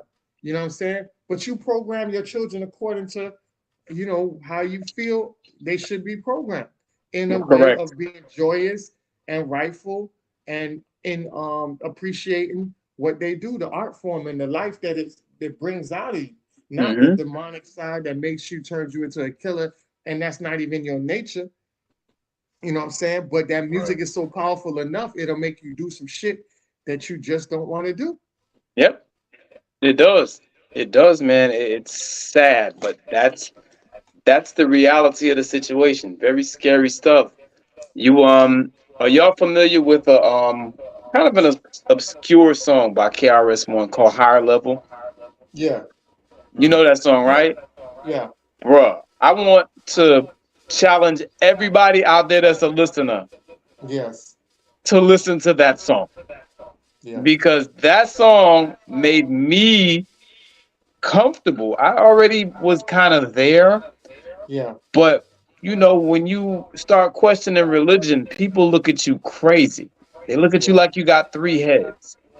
correct. And, you know, however you feel and whatever religion you're into is one thing. But what was dope about this record was that KRS-One directly challenged what we look to and gravitate to and accept as organized religion, namely Christianity, Yeah, right? I don't think, man, I can't remember, hearing other artists of consequence and other genres of music doing that.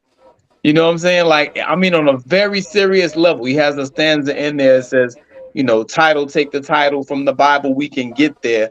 rip the title off the front of the Bible, God don't live there. Too many inconsistencies, too many mysteries. Picture the Pope in the Vatican laughing, drinking, singing, and kissing me. You know what I'm saying? I stand with God, whether I'm paid or whether I'm crying broke.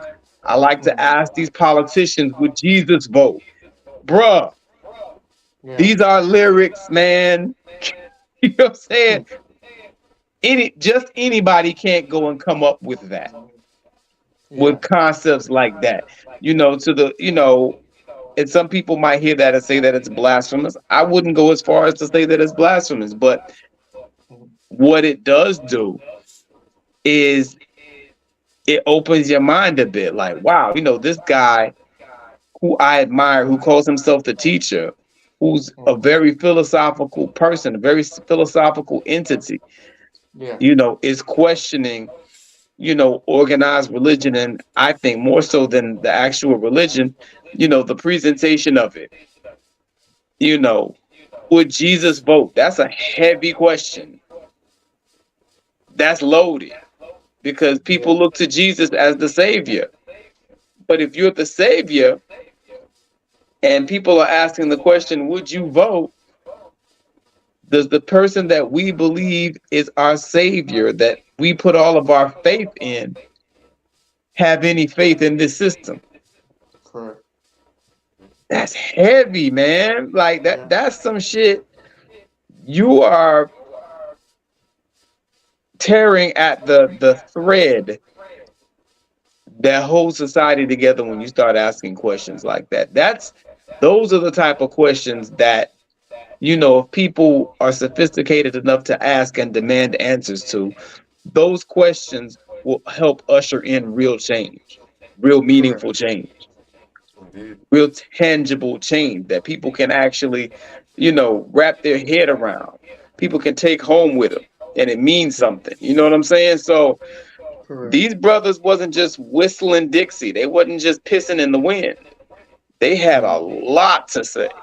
And I mean, that right there is the most significant thing about hip hop to me. The fact that hip hop spoke the voice of the youth and the Yeah. voice of the people more broadly. It doesn't Yeah. do that anymore. It just doesn't. You And know what I'm that's why saying? and that's why I said to you about the culture when Mhm. you had Wu-Tang versus Outkast, and Yes. you was like, who's better? And I said, well, what you talking about? Because I can go either way with it. If it's the culture Hmm. or for the culture or for the songs. Hmm. And I said for the songs, I would lead towards Outkast. For the Hmm. culture, I would lead towards Wu-Tang for what they did Agreed. in domestically and internationally. But also Hmm. remember, one of the most powerful programs we had was what was it called? Uh, Teen Summit. Yeah. And remember, Ah, one of the Wu-Tang members, his verse was the opening music for Teen Summit. Yeah, Kick I the truth remember. to the young black youth. Uh-huh. You know what I'm Yeah. saying? So that's why I say for the culture, Hmm. I would definitely rock with Wu-Tang. You know what I'm Hmm. saying? Because what they had put out there was so powerful as a whole group. They were just that chess piece, man. Like we talked about with Method Man earlier and what his song with Mary J. Blige did. Hmm. He was still part of Wu. You know what I'm Yeah. saying? Yeah. He just did his solo album, but that was the thing that really launched that stuff off. You know what Hmm. I mean? Inspector Deck, you had Inspector Deck, you had Jizza, even one of my favorites, which was Raekwon, and what he did with his album to it's still labeled one of the best albums, especially out of the Wu-Tang saga, Hmm. built for Cuban links. Yeah. That album is fucking Sick. incredible. Sick. B4C. Incredible. Sick album. Especially the song with Outkast on it. That was my favorite song on there. Like, Yeah. It was lit. yo, it was crazy. So Insane. yes, like I said, for the culture, I would definitely go down with Wu-Tang for the culture. I Mm. don't think anybody as a group has been that big and influential in hip hop. Hands down, Wu-Tang really took that crown. I don't know. I guess. Yeah, that's debatable. I think the most influential hip hop group in the history of hip hop is NWA. As far as culturally, not Well, our necessarily not necessarily for the good of the culture, but I think that NWA and the ushering in of gangster rap, I think they're the most influential group in hip hop history. But culturally, I can definitely agree they were probably more influential than Outkast. In terms of music, though, I definitely sided with Outkast, and I like both of their music. I just thought that Outkast. I don't think anyone's more original and creative than Outkast. I just don't see how you can do so much musically. I mean, I can't think of anybody else who could make a song like Morris Brown, who does music like that. You know what I'm saying? And then turn right around and make something like I love the way you move. Turn right around and do Hey Ya. Turn right around and do Elevators. There's just no group more versatile. Yeah, yeah, very they diverse, I mean, my yeah very God. for song wise, yes, they are the group song wise. Hmm. I'm still gonna say cultural wise, nobody has been bigger than Wu Tang. I mean, you're talking about over 1 billion people in China and the Asian community. They ain't know nothing about no NWA like that, but they know the fuck out of Wu Tang because remember, back then in the early '80s, well, I would say '70s, late '70s, moving right along into the '90s, we were Mm. still big on karate movies. Remember, Hmm. 36 Chambers was a huge fucking movie that was big internationally. Even in Jamaica, that's all we fucking used to watch is China karate music. I mean, karate movie, anime. That's it. That's Yeah, really what yeah. the fuck it is. That's why you Mm. have so many international people that be into the Comic Con because of the Asian influence that we had in our country. And Yeah. where Wu Tang was just everywhere because they incorporated the Asian flicks, the movies. Hmm. Hey, wise guy. These were Yeah, yeah, interludes yeah. on fucking Wu-Tang, you know what I'm Yeah, saying? yeah. So the Asians connected with it and made it very big when it came to hip hop over in Asia. Hmm. So yeah, definitely. That's why I say, and that's just my personal opinion that I I ain't just mad think at that. I ain't cultural mad at wise. that. I it's when valid when I reasons behind say it.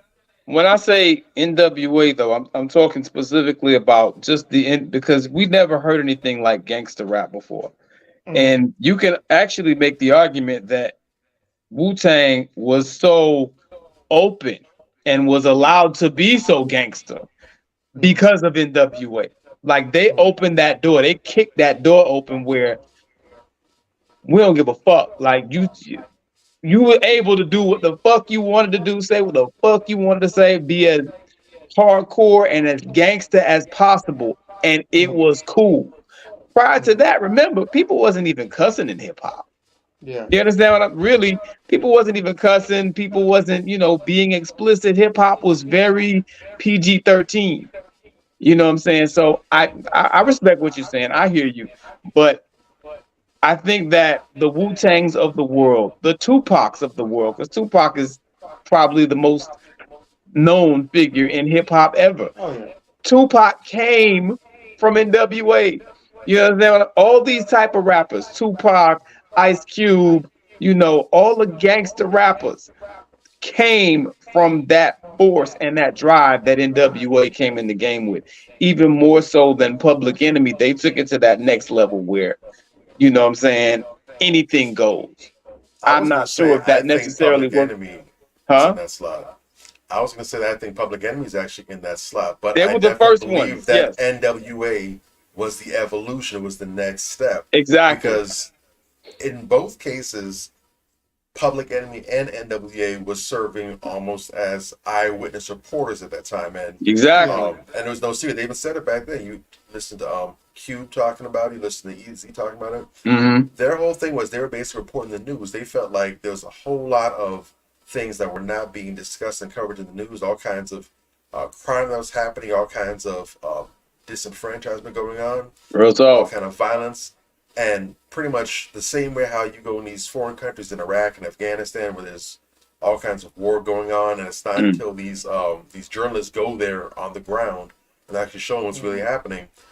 They saw themselves in that role, Right. and they saw themselves reporting the news with no filter. They were communicating, and they really did a whole lot, especially when you didn't have little black boys and black girls and young black men and young black women who weren't really traveling back and forth between all these different major cities and enclaves, whatever. Yeah. They really did a lot to help them understand, hey, you know what? We thought that this was just happening in Detroit. We thought this was only happening in Miami. We thought this was only happening in Harlem. But they really helped people open their eyes to see this is an emblematic. This is a symptom of what's happening everywhere. This isn't just something that's located in your region. Other people are experiencing this as well. Right. And in that Right. regard, they really helped connect a whole bunch of people. They really helped to break geographical boundaries, letting people know, hey, what you going on over there, we relate that we're going up. That's going on with us too. Mm-hmm. And so that also helped to build community and really strengthen hip hop in that regard as well. Agreed. So, but I don't think that would have been possible if you didn't have the Public Enemy that was doing it already, and they said, okay, we see the baton, we're gonna take that from you, we're gonna take it to the next level. Right. Right. Public Enemy, they did it, but it was still kind of restricted because it was only through a socio-political lens. You know what I'm saying? Whereas, okay, and like you say, NWA picked up the baton and they broadened it and they included the streets. You know what I mean? And when you have the streets and that socio-political lens or whatever, and Correct. your speech is unfettered, you're not even putting no parameters on the way you speak. You just making that shit plain. You cussing if you want to. You're expressing yourself in real time, and it's raw. They were It's the first group frustration. to. It's They were venting. real talk. They were the first group to do that. You know Yeah. what I'm saying? And that's really what sent hip hop to the moon. Hip hop was not selling #1 records like that until NWA came out. And then, oh man, because that's when they first started doing SoundScan around that same time. And they was like, Right. God damn, these niggas selling this many records. They had no idea. And NWA really took hip hop and put it on that next plane and made it with no radio play, made it commercial. Mhm. That shit Cassettes out the right trunk. there. What happened? Cassettes out the trunk. I mean, bro, it was insanity, man. Like, that's the second time I fell in love with hip hop, when NWA came out.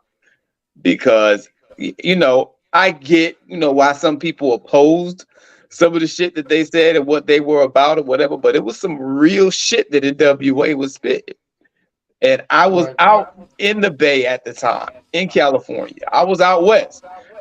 And, bruh, it don't get no realer than some of the shit they talked about. You know what I'm saying? Even though my dad they took my NWA tape, they confiscated that shit. You ain't listening to this. I A used to thousand go miles. out of my way A to go. thousand. Okay, I'll pay you. Go buy the tape for me again, and I'll keep that tape. I had that shit like I had my own little tape player that I used to keep and Tucked hide in the under your house. mattress. Yeah, man. Like, it was like that. That's how much we were so curious and so invested in that shit. We was willing to take a whooping just so we could listen to the latest NWA or Eazy-E and all that stuff. It was crazy. It was something. It A was thousand really miles. something. 1,000 miles of running is what sold me on that. That was one of the realest records that It was. 100 NWA Miles and put Running was out. Oh what? man. It was heavy. Heavy record, man. Them boys had a lot to say. I know they had a lot to say that was fucked up too, Hmm. but they had a lot to say. This is why, like, when people talk about Luke, I can't really go there with Luke because Luke didn't really have nothing to say from where I sit. You know what I'm saying? Like, he just didn't. but NWA, them boys really had a lot to say, and they got us, that freedom to be able to come out here and make it plain like that. You know what I'm saying? Artistry. But shout out to all of those guys, man. Shout out to NWA, Wu Tang, Outkast, Bone Thugs and Harmony. I mean, like, you talking about rap groups, man. Like that's like my top 4 or 5 right there. I think that was 4. Yeah. And my 5th one would have to, who did I say? I said Public Enemy, right? Public Bone Thugs Enemy, and Harmony, Bone NWA, Thugs, Mhm. Outkast, Outkast. and Ghetto Boys. It had to be my 5th Mm. because of Scarface. It really, if I'm being totally honest, Scarface is one of the baddest lyricists in the galaxy. I wish Scarface would have went solo earlier. Yeah. Not to leave Ghetto Boys, but just to do his own thing. You know what? Because No boy, brothers, Yeah. yeah. Jesus, that man is a lyricist. Yeah. When you hear people talk about lyricists, nobody ever mentions Scarface. Yeah. They don't, and it's crazy. Are you One of my, serious? And then some people have the nerve, the audacity to say we have no lyricists in the South. Mm-hmm. You ever listen to a gentleman by the name of Clifford Harris? That boy cold. People always talk about Wayne, how much of a lyricist Wayne is. He's good. He's a good wordsmith. yeah. I think he's a great wordsmith. I think there's a difference between lyricists and wordsmiths. Wordsmiths do clever things with words. Lyricists have something to say, and they also do clever things with words. I can see that. Okay. You dig? Lil Wayne is an ill-ass wordsmith. He ain't, but at the end of his wordsmithing, he's not really talking about nothing. T.I., Yeah. It's like, don't get me started. Go I think ahead. the lyricists on the South Side that I like is the group MJG and 8 Ball. Them Okay. motherfuckers have some lyrics. Okay, they nasty. UGK, Pimp type. UGK, Yup. Bun B. That boy Pimp is C. touched. He's touched. He's special.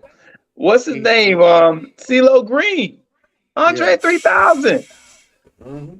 We ain't got no And lyricists in the Big Boy South. too. Put some respect on Big Boy's name. I love Outkast. I love Andre. Okay. I'm tired of Salucious Left Foot being treated like the redhead stepchild, like he's the unloved bastard that gets the Harry Potter treatment in the closet. No, Big Big Boy Boy is got dope. bars, Big Boy is and the only dope. reason he don't get more hype is because, unfortunately and fortunately, he's paired with Andre that everyone else loves so much. If he was his own act, Yeah. I was telling my wife earlier about Elijah Mitchell. He's the second running back for the 49ers. He is a badass, but he has to run alongside Christian McCaffrey. I'm just saying. We're still going to the Super Bowl either way, but Christian McCaffrey's the best running back in the league. Mhm. I'm just saying. You feel me? So, yeah, it's unfortunate. Big Boy, he got a dope flow. I like Big Boy, but man, Andre is just otherworldly with it. You ever heard this song Andre has with T.I. called Sorry? I don't think that shit beats the song he has with Kanye. Have you heard it? no, What's the name of it? It's called Sorry. sorry. I'm going to send it to you because if you heard it, you'd remember it. I don't wanna know. Say I don't I know. wanna I say I have to, have. I don't remember the title, but maybe. Okay. I want you to listen to. I'm gonna send it to y'all. It's by on Ti featuring Andre 3000. It's called Sorry, and I'm gonna listen to the one with him and Kanye too. What's the name of that one? Oh, that's off of Kanye's album, the last one he did. Because it was Kanye did a snippet, right? He just wanted motherfuckers to hear it, and the whole fucking world went crazy. When they Oh, heard, I know it's. I heard that song. I heard that oh song. my gosh, yo! I like it. It's a good song. It's not better than the one with Ti though. No. This No, song the should have been way- released. It should have been released. the way that he really You mean dedicated Ye that versus the song to people? his to the way he delivered that message for Kanye's mother. Yeah, Yo, that shit is crazy, son. it's Like dope. that was crazy. It's dope. I liked it. I That was enjoyed it. crazy. It was popping. I can't. I mean, what did you expect from Kanye West and Andre 3000? You know, Yeah, that enough was sick. people That was sick. may have their issues with Kanye, but one thing you cannot take away from this man is his talent. And when you put him together with a cat like Andre 3000, Yeah. yeah, I didn't expect That anything shit less than dope. You that feel shit, me? yo, I'm telling you, dog, that song was a rendition of children's story. You know how a motherfucker tell you, like, look, just sit down, let me tell you this story about this Yeah. wonderful woman. Yo, and he's just like, yo, the shit is crazy. Okay. This shit is crazy. Okay. I'm gonna check that. I'm gonna check it out, and I'm gonna give it a more of a listen this time because I listened to it, but I didn't listen to it because this is Mm. around the time when stuff was going on or whatever the case may be, and I was just a little disgruntled with Ye. I'm like, come on, man. But yeah. Yeah, yeah. But I remember it sounded good. I do Yeah, remember it sounded good.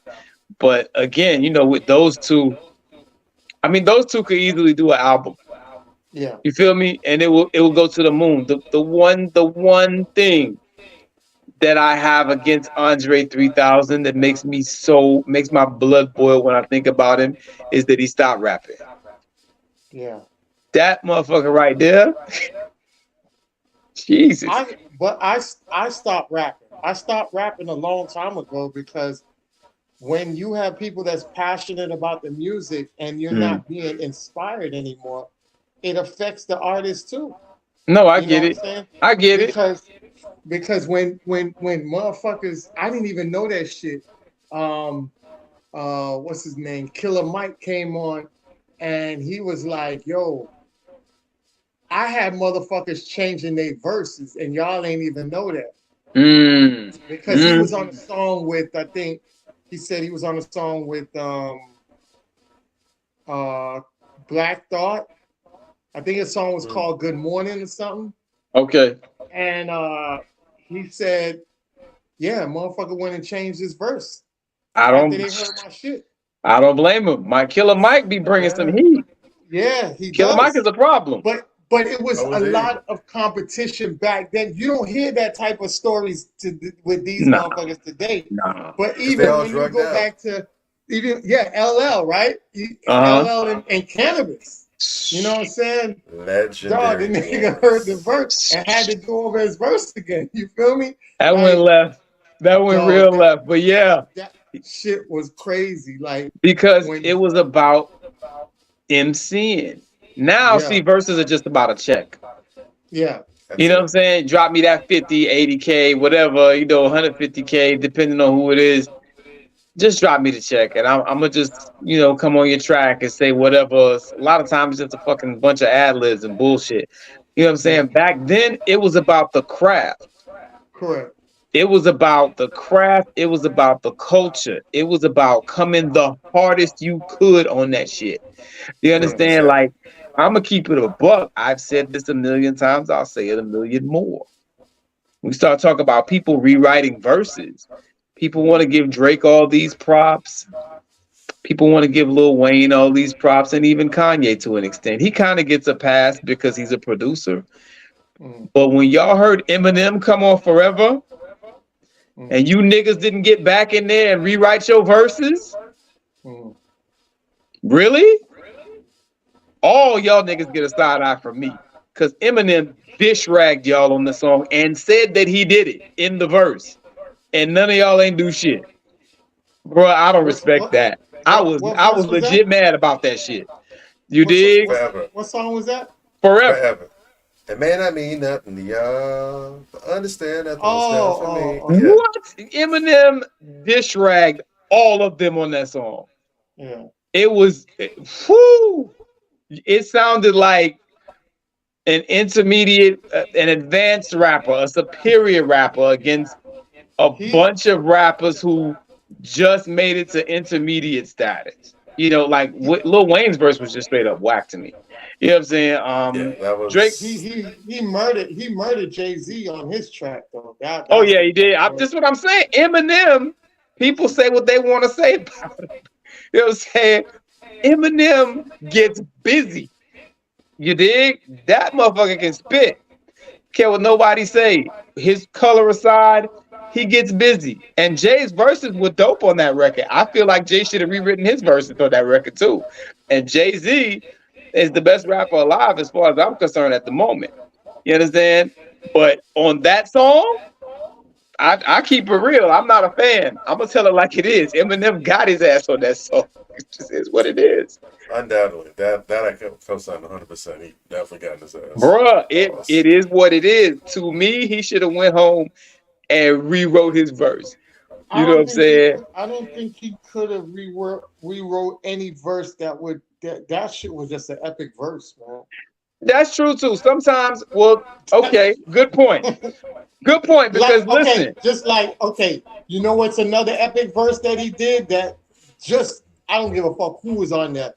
They would have got crushed. Ooh. And that's the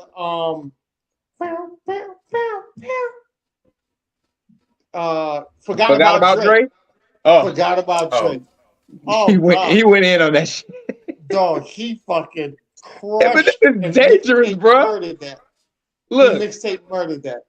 Eminem is dangerous. That's all I'm gonna say. Let me tell you, because when you say that, people start talking about, oh, he's white and he raps about a bunch of weird shit. A lot of these people rap about a bunch of weird shit that I can't relate to. A lot of these rappers, they rap about being junkies and fucking promiscuous women. I can't relate to that shit, but it sounds good, right? Okay. Eminem's issue. Eminem has a few blemishes. He has a few flaws. His subject matter, yeah, sometimes it gets a little way out and you just can't follow his ass. Okay, fine. He chooses some garbage beats sometimes, and sometimes his hook writing is very suspect. Okay, so he has flaws too. I'm not saying he's the greatest of all time by any means, but do the boy got skills? Do he gets busy? Yes. That's the long and short of it. Anybody, come argue me on that point. Nice is nice. I'm not gonna sit up here and make up shit for you. You know what I'm saying? Because you're white and I'm trying to keep you from getting shine. Nah, he's nice.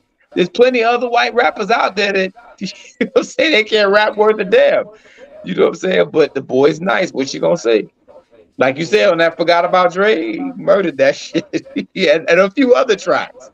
But what I respect the most about him, you know what I'm saying? He don't put on no black scent, be trying to sound like some shit he's not.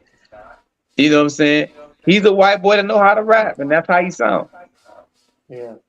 You know what I'm saying? Like, okay, I can deal with that. That I tip my hat to. That I definitely could tip my hat to.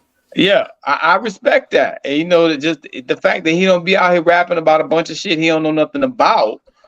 He ain't out here, rap about keys and bricks and all this shit. Which, by the way, a lot of these rappers who rap about that shit, they don't know nothing about it either. But that's a whole other conversation. But dude stays in his lane. He's put a gang of black people on. You know what I'm saying?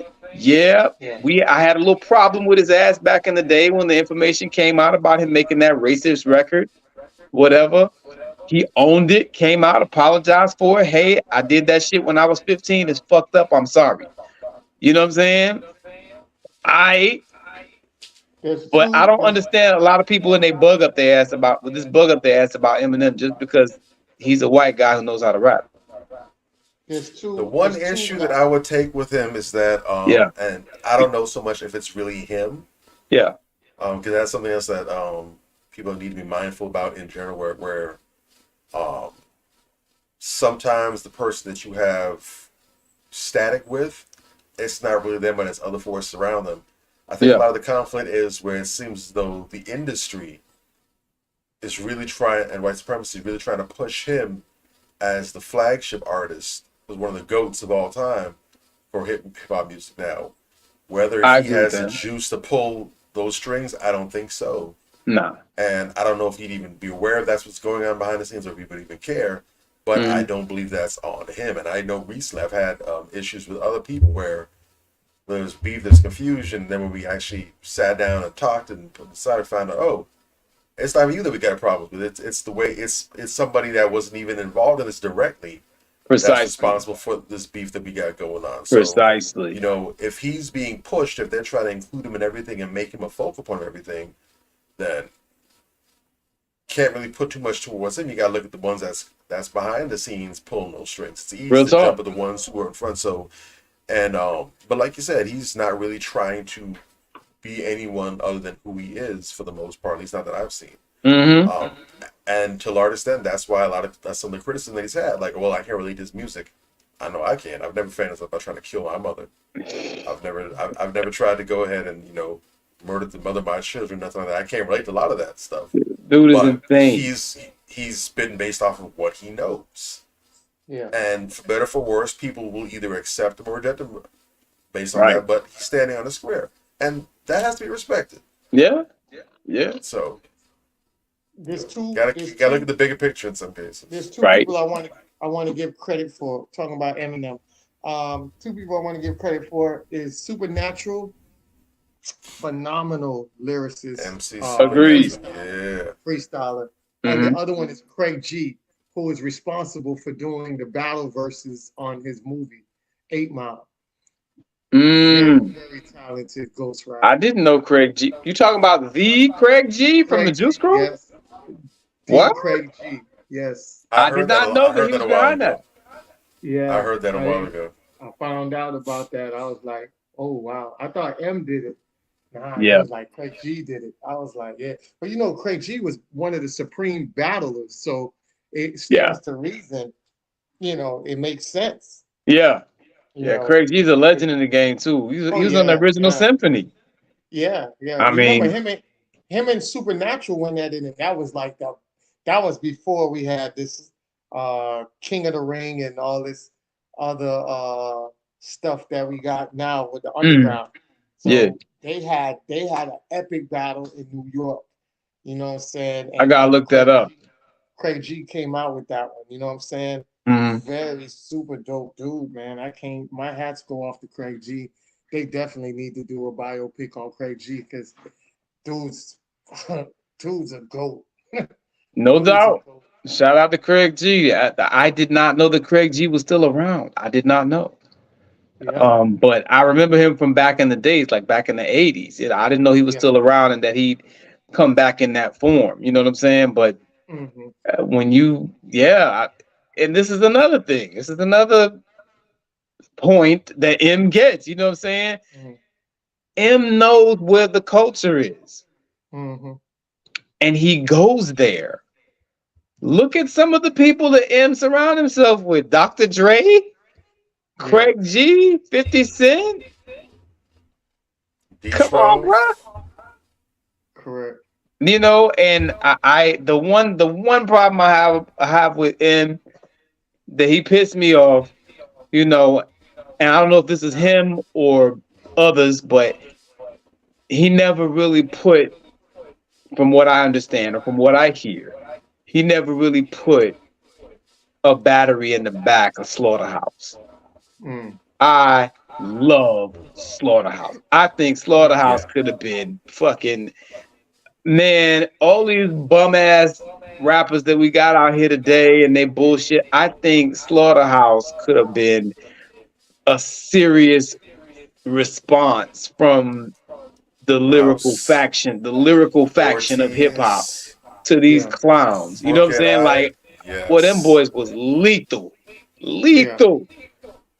And from what I understand, he never really gave them that push, to, get them to the next level like that. But man, this guy he put a lot of brothers on. I don't have a problem with him. But Lord Jamar sure as hell does. And some other cats, they do not like this dude. And I love Lord Jamar. I'm a big fan of Brand New being Lord Jamar, but I just be laughing my ass off because sometimes I want to call in and ask, Jamar, do you actually listen to this cat? Or have you heard a few? Because he does have a few songs where he's just, just babbling, right? Like, there's some songs where Okay, yeah, Eminem, he just be saying some crazy shit that just don't really make sense or whatever. But those songs are kind of few and far between. He has some songs that are real masterpieces. And I'm wondering if Lord Jabbar ever really sat out and listened to him. The dude is dope, man. It is what Yeah. it is. And there are other rappers of other ethnicities that are dope. Shit, Pun was dope. While we're Yeah. at it, Pun was dope.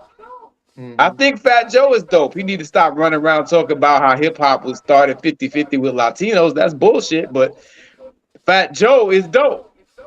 Yeah. Big Pun Yeah. is dope. What's Big his Yeah. Pun, name? The yes. other homie. Oh, we got some comments. Supernatural used to murk stage shows with the old sway and tech in the Yeah, mid wake up '90s. show. Okay, real talk, real talk. Shit, Yeah, Craig G is Pun. the damn truth. You ain't told no lie, Mister Fat Ted. Joe never did it for me. He was I just never resonated with me. But Uh, um, Pun was that dude. okay, Pun was Cuban Link. ridiculous. I love Cuban Link. I've Shout never out. really listened to Cuban Link. He's dope. He's dope. I love the 24K album. Okay. Some of the features that he's on was real solid. The issue and as far as music goes, Fat Joe's never clicked with me. But one of the things reasons why I dislike Fat Joe as a person Mm, is the way he conducted business with Terror Squad and everything. Because pretty much before Joe came along, Joe came and brought Pun and everything in the Terror Squad crew and mm-hmm. everything. But for the longest time, Big Pun and Cuba Link were like brothers, like inseparable, like that was family, whatever. Okay. And for the most part, Joe never really liked Link. But Mm-hmm. he's like, I got Pun. I know he's a huge star. I want to keep him happy. I want to keep him alive. So, he went ahead and opened the door for Link as well too. Yeah. As soon as Joe passed, he shut Link out of everything. As soon as you mean Pun Pass. Yeah, as soon as he passed, cut him off of everything. Oh, Just yanked the cart right off on him, that's and he not was never cool. really able to gain traction out of that. And it was Mm. really, really foul.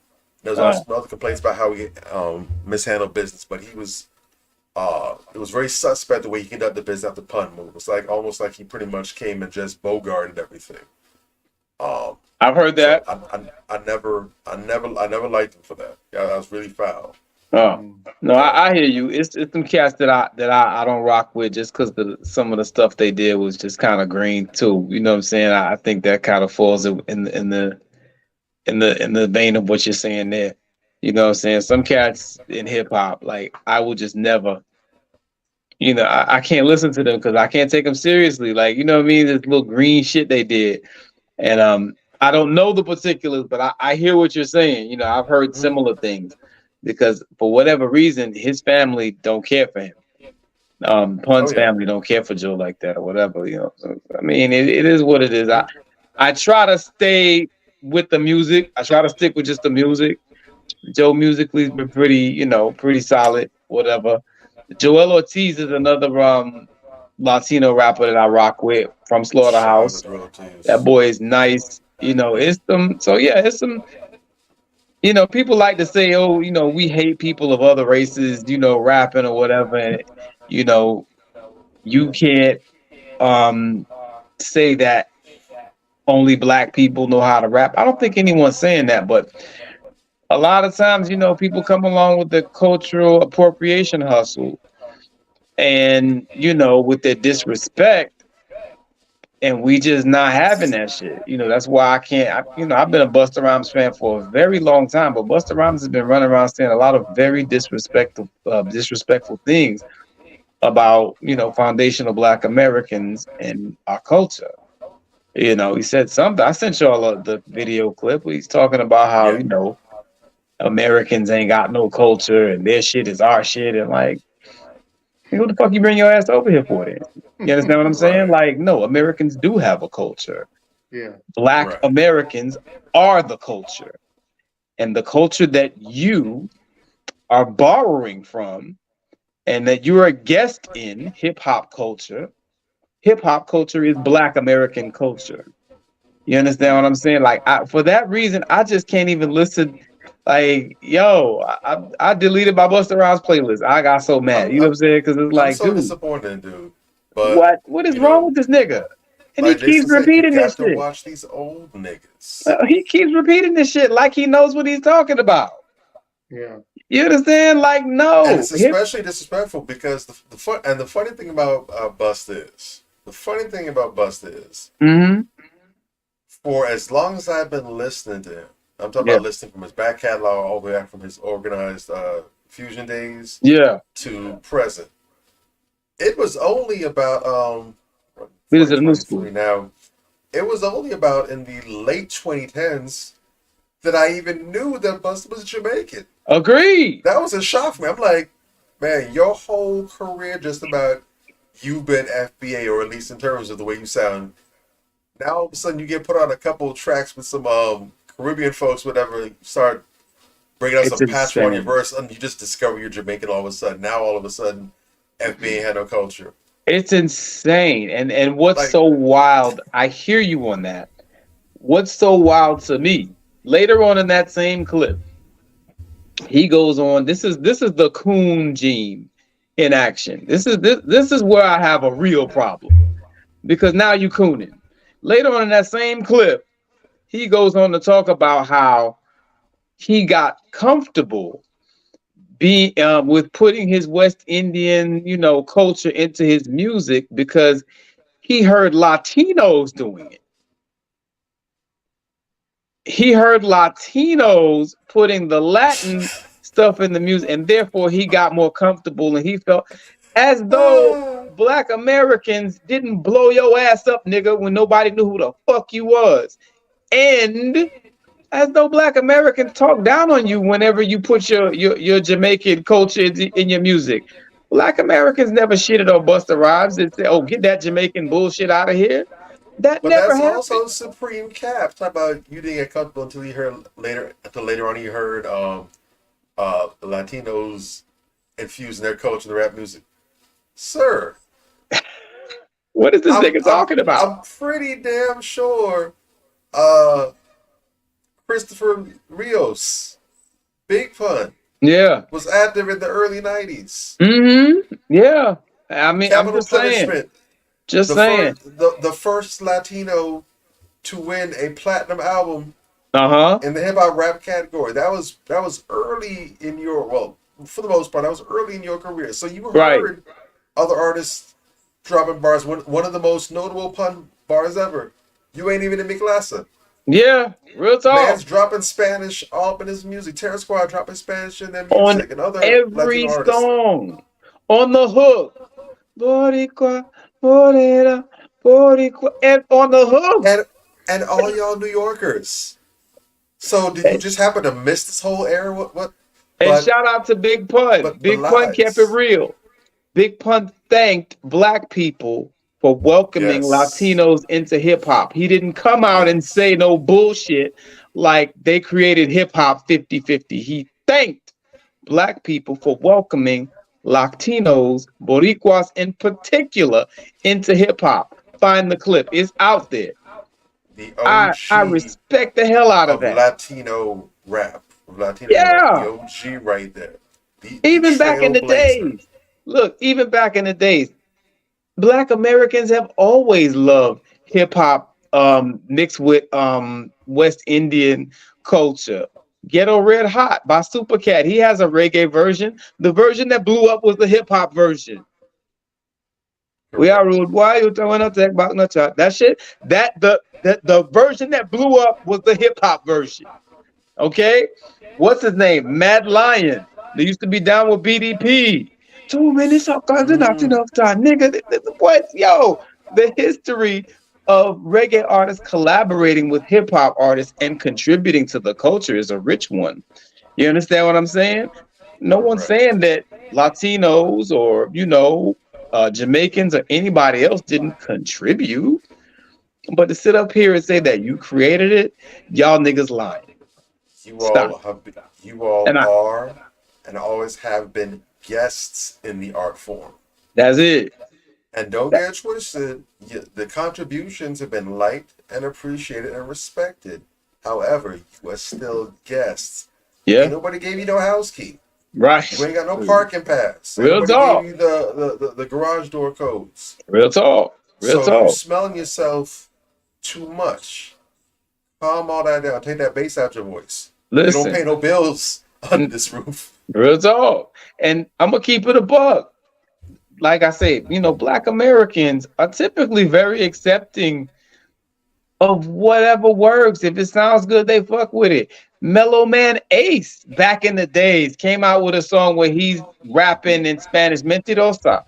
Today you tell me some, y mañana otra cosa, mentirosa. That shit was jamming, dog. Like, Oh yeah, yeah. that was a big record. This is a Hispanic guy incorporating his Hispanic culture into hip hop. It sounded good. You know what I'm saying? And perhaps to the detriment of a lot of black people don't really give a fuck, where it comes from or what it's mixed with. All we care about is that it sounds good. And sometimes we probably should safeguard the culture a little better and Right. gatekeep it to keep some of these damn outsiders out that want to come in and be disrespectful and lie on the damn culture. But it is what it is. It's what we stand. But yeah, that's real talk, man. Black folks are very welcoming of anybody into the culture that's got the talent and the passion to want to do it. Generally, Definitely. Um, Drake, you got your five. I want to get your five. You said you got your top five in or something like that. Right. Oh yeah. So my five with me, it's always tricky because sometimes it really depends on the day. Things just rotate. Mm-hmm. Because there's just so much out there. But I'm just gonna like first one is, and I was gonna actually say one that made a swipe from me, but I still managed to find a way to incorporate them in. For me, Pharaoh Monch is gonna be in the list. Really, okay. Most Def. But he did a song I mentioned before. It was the song that initially caused me to fall in love with hip hop. My first actual exposure to hip hop and what caused me to fall in love was "Oh No" with Most Def, Nate Dogg, and Pharoah Monch. It's a dope classic album. You had two East Coast, two New York brothers, Pharoah Monch and Most Def, then linking up with huge sensation on the West Coast, Nate Dogg, coming together to make a beautiful track. And again, we just talk about the love and the passion, just the demonstration of we're here. We gonna make some noise. You gonna feel us. You gonna recognize where we're coming from. You understand that it's not a game. That we're something to take serious. Just the swag, the braggadocio, just the pride. When I heard it, it. Someone might as well just stab the needle with the heroin in my arm and just drop the plunger on me. Mm, When I heard that, I'm like, I don't know what this is. I need more immediately. Post yeah. haste, let's go. Okay. And everything was solid. But when when Most came in for the first verse, it was like, okay, so this is smooth, this is real thorough. But Mm, Pharaoh just came in just karate kicking everything. Like if he was moving, he was dropping his feet on it. He's like, man, he's like, but the lyricism, that's what really threw me off because up at that point, I'd always been a big reader. I loved to read. I was anything that had words on it, I was always reading at that point. So I knew words very well. I had a huge vocabulary back then. I was reading books that were way above my age range. So me and vocabulary, we was like this. And when I'm hearing not just these high level words, but these components and the way they've been strung together, I'm like, I've never heard anything in literature like this. This is amazing. Because I heard pop music, I heard some Latin music, I've heard some rock music, but I've never heard anything this intellectual and it sounds this fire. I'm like, man, I can't get just like you was talking about. He's like, very contagious rap should be trapped in cages through stages of whackness. Pharaoh's raps are blazing and it amazes me how you go two ways without SkyTel pages. That section right there, I'm like, stupid. Stupid. what are you saying? What? Rewind. Like, you go two ways without Sky. Oh, I mean, there was just so many switches that were being flipped on my brain. Yeah. I was using parts of my brain that I didn't even know I had, just trying to digest all this, but it was so amazing. And it instantly started edifying me off the top.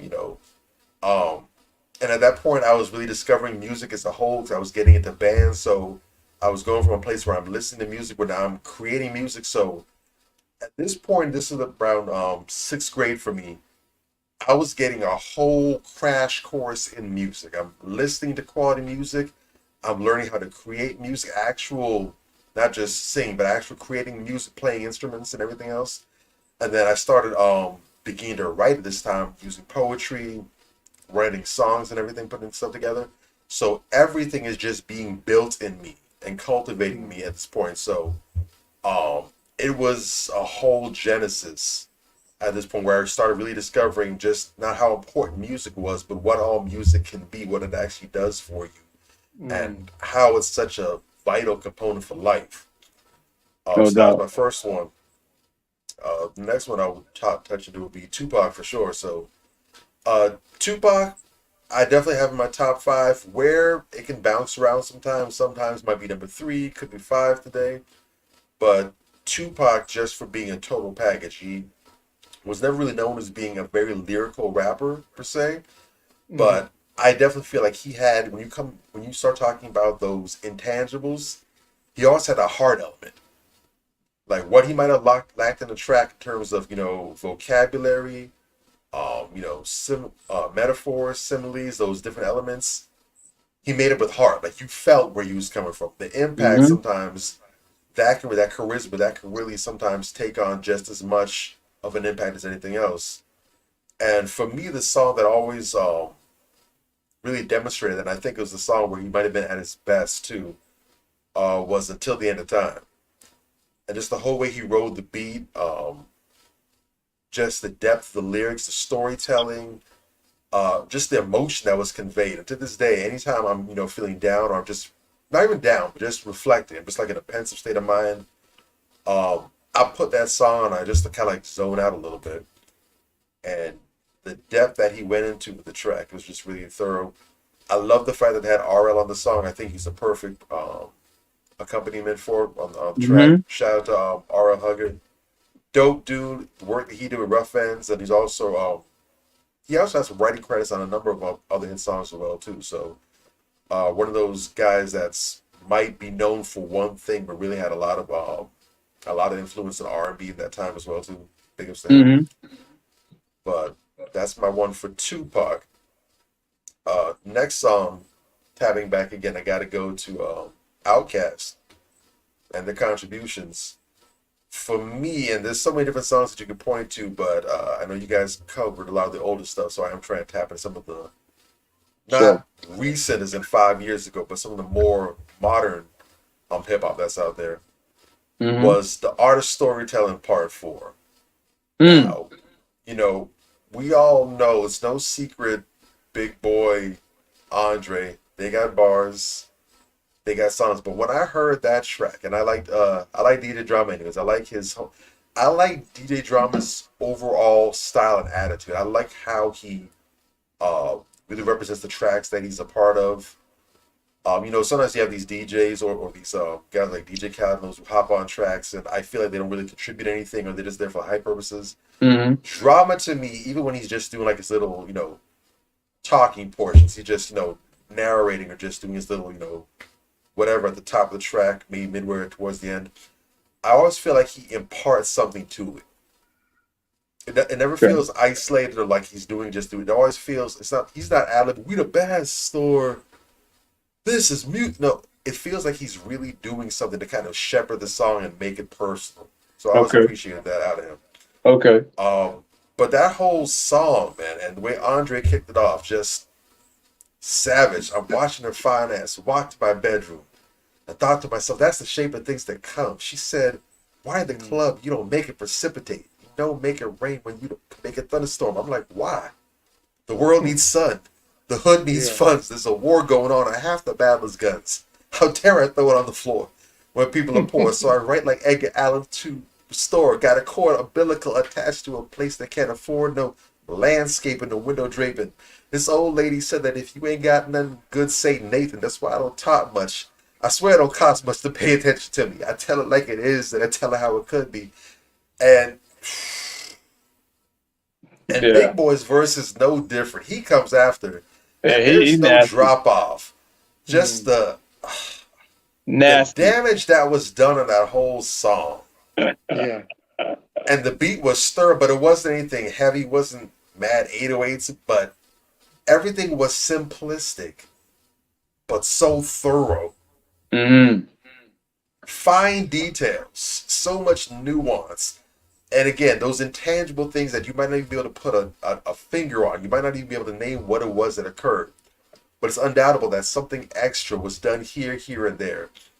You know, those are those moments that it's like lightning in a bottle. You know, you might never be able to get that same effect again. You might get another one, you might get a great one, but it's never going to be that right there. That to me was just an excellent example of who Outkast is, who Andre is, who Big Boy is. Mhm. And I think, again, as they always do, they really did a wonderful job of really letting everyone know that, you know, hip hop ain't just in New York. We got hip hop Real south of the talk. Mason-Dixon line as well. So Real talk. big ups to them. Well said. Well said. Other cat kind of tickled it, but you didn't name him. So thankfully you left that one for me. Okay. Our brother from Philadelphia, he does not get nearly enough credit that he deserves for his elite high level lyricism. And if we're just talking straight up lyricism, Mm-hmm. just the art of rhyme saying Mm-hmm. and spitboxing, Yeah. if Black Thought isn't at least in consideration for number one, Mm. then he better be a no-brainer for number two. Okay. Wow. If Okay. wordsmithing, if wordplay, if lyrics are weapons, I don't know if that brother is ever out of a fight. Mm. Okay. Okay. You know, he's done a lot of dope stuff with the Roots and everything, but just in terms of, and I don't know if he has, and just skip my notice, but I sincerely pray that one day Thought just does a solo album. And if he did do one song, please let me know. But I think he just loves collaboration so much. He likes, you know, the whole overall band flow and everything. I think that's just where his heart is. But Mm-hmm. I need him just to just a him and him alone album. But for me, the song that really let everyone know that this man's a problem, it's not even a song. It's when he hopped on Hot 105 and he dropped that legendary 10-minute, I think if I remember right, it's over I think it's like over 2,000 word freestyle. Mm. And it was, first off, if anyone's ever done forget doing a song. If anyone's ever done poetry, you know, and you've done anything that's longer than 3 minutes, sometimes even just shorter than 3 minutes, Mm-hmm. you know, in combination of being in front of other people, whether it's on the stage or whatever, your throat gonna get a little parched. Yeah. You Yeah. might need to pause. You might need to collect yourself. You might need to, you know, lubricate your lips a little bit. Pause. Might need to kind of get your vocal cords, you know, Mm-hmm. hydrated and moisturized so you can continue. This man went 10 minutes, no break, Mm. like it wasn't nothing. And the whole thing is crazy, yo. Like that? Random part. I'm sorry for your loss. It's a body dead in the car, and it's probably one of yours. The writing all across the window and the walls, whether it was true or false, we shouldn't have got involved. Remember, we walked past the teacher, take the chalk and laugh. We wrote punishments. I went on talking class. Now it's pistols punishing people for talking fast. And all these innocent bystanders is hauling ass. I hate to say I told y'all, but I told y'all. Things fall apart when they send him 2 weeks to hold y'all. I'm just collecting what you owe to my old John. You about to get swooped down on and stole on. Fools swear they're wise. Wise men know they foolish. Well, we was headed for the web even before computers. I never thought you'd give me your reason to do this. Cain and Abel, Jesus and Judas, Caesar and Brutus. I see intruders, avert your eyes. I told you keep out the hood. Circumcise. Wow. Wow. And I have to leave it there because if I keep going, I won't stop because, I mean, it is the beginning from the end is just consistent. And that's another thing, consistency in songwriting. You know, it's very easy to have, you know, one strong section and then a drop off and maybe you pick it up elsewhere or this one verse here, but just consistently throughout. Mm-hmm. And even when you can kind of tell, like, you know, he's kind of getting a little tired or whatever, there's very little decline in what's being produced, but we're talking about just coming from the soul, the spirit, and it's not just head stuff. There's a lot of intellectual that's coming in there, but there's also a lot of, that old school sage wisdom that your grandma, your grandpa might have given you, some good jewels, some hood wisdom that's being knocked up in there as well too. So, um, elite demonstration of hip hop performance and artistry and content. Uh, my last joint, of course, he always has to be on the list. He's always got to be number one. Mhm. Nas. Okay. Definitely. Not Okay. just throughout hip hop, but The best throughout rapper, music. the Period. best rapper out right now. Yeah, I Number think one he's all definitely up time there. for me. Okay. Um, and I gotta say, and I'm a person who's always been, because again, like I said before, when I was coming up, hip hop wasn't something I was grown up with. It's something I came into later on. So I have a background listening to all kinds of music. Everything rock, jazz, classical, world music. Sometimes I just go ahead and bump on foreign songs. I don't even know the words, but just the vibe and the feeling to it, I can get behind. So I listen to everything. And out of all the music I listen to, there has been no artist that has had a bigger impact on my life than Nas. That That's a great Godson pick. album alone, that Godson album all by itself, Hmm. single-handedly helped get me through middle school and high school, early years. There was some rough times that happened back then that was going on. Um, just so much life music. Again, we talked about you going through things, you feel like you might not have anyone in your corner, you might not have a way to express certain things, or you might not even know how to process what you're going through. During that time, the answer was Nas. Just if it was a Jeopardy question, what is Nas? That is correct. No doubt. Yeah. So he's Nas always was a that bad for me. boy. But yeah, dude, he could his discography could probably in every respect be the soundtrack to my life in one way, shape, form, or another. Yeah. That's dope. For me, one of the favorite songs, one of the most impactful songs. I bumped into it. It was on the Streets Disciple app, I think, and it first became powerful to me when one of my little brothers, one of my good friends back in the day, had passed away. He had gotten into his mother's closet and he had uh, picked up a handgun that she had, and he ended up shooting himself. Mm. And Wow. there was a lot of controversy behind the whole situation. No one knew what happened. No one knew he was just playing with it and it went off. He'd also gone through a really rough breakup at the time, and he was taken very rough. So we didn't know if it was suicide. We didn't know if it was an honest mistake, whatever. But I'll never forget when I heard the news I was getting picked up from school, and when my mother told me the information. Um, and to this day, I had like a lot of loss in my life, but I've never responded the way I did in that moment because he was a ray of sunshine, man. Hmm. He was that bright spot. One of When those I people. found out, before I could even get in the car, I literally collapsed on the ground and I was just sobbing, Mm. Mm. like whole heart coming out of my chest. I was broken when I heard that. Yeah, that's. Um, and as usual, at this point in time, I had already been established. When there's a question, go look through some Nas. The answer's in there somewhere. Mm. And it wasn't when he passed, but it was during one of the anniversaries. Because it happened later on. I stumbled on the song they did with Quan called "Just a Moment." And to this day, anytime it's just my rituals, just my way of coping, my process. Mm. Anytime someone significant to me passes away, there's several songs that I will only play throughout the whole day, throughout the whole week leading up there, from the Mm. funeral on back. And it's my way of processing grieving. Even when I don't feel like crying, if I don't have it in me to shed tears, it lets me vent in that way. Mm. And again, I don't know if I'd have been able to process things and make sense of things the way I did if it wasn't for that song. And that's just a moment. And Dope. this brother, and I like how Nas took this guy. I think he's still making yeah, I think it goes by Don Furquan now, but back then it was just Quan.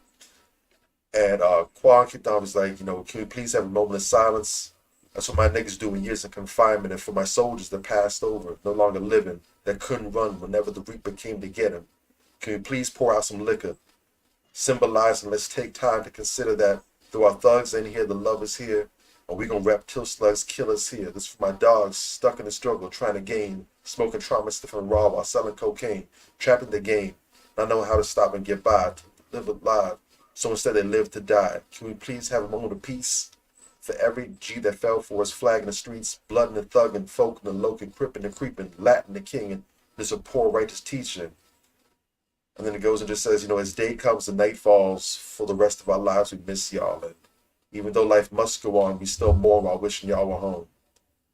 And, you know, the whole thing is just, again, talking about hip hop being more than just music, more about just flashing cars and materialism and everything else, but songs that really touch and reach people.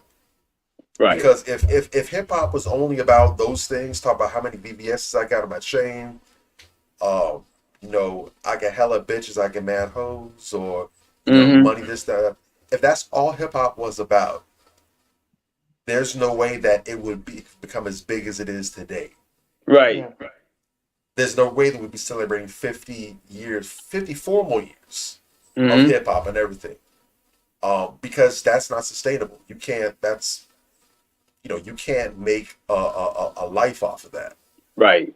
You know, it'll have a little runtime, and that's why you see some of these trends that pop out. These little trends that come in music where people rap a certain way, or talk about a certain thing, and eventually it goes off the wayside, the one-hit wonders. Mm. But actual hip hop, it will always remain, whether it's music that's being played at somebody's barbecue or graduation, or you know, songs that you play, you know, commemorating loved ones, whether it's things like you know, Dear Mama or whatever. Yeah. Hip hop is immortal because it actually gets inside your spirit and your soul, and you can't, whatever's inside the soul that impacts you there, you can't just remove that. So. Yeah.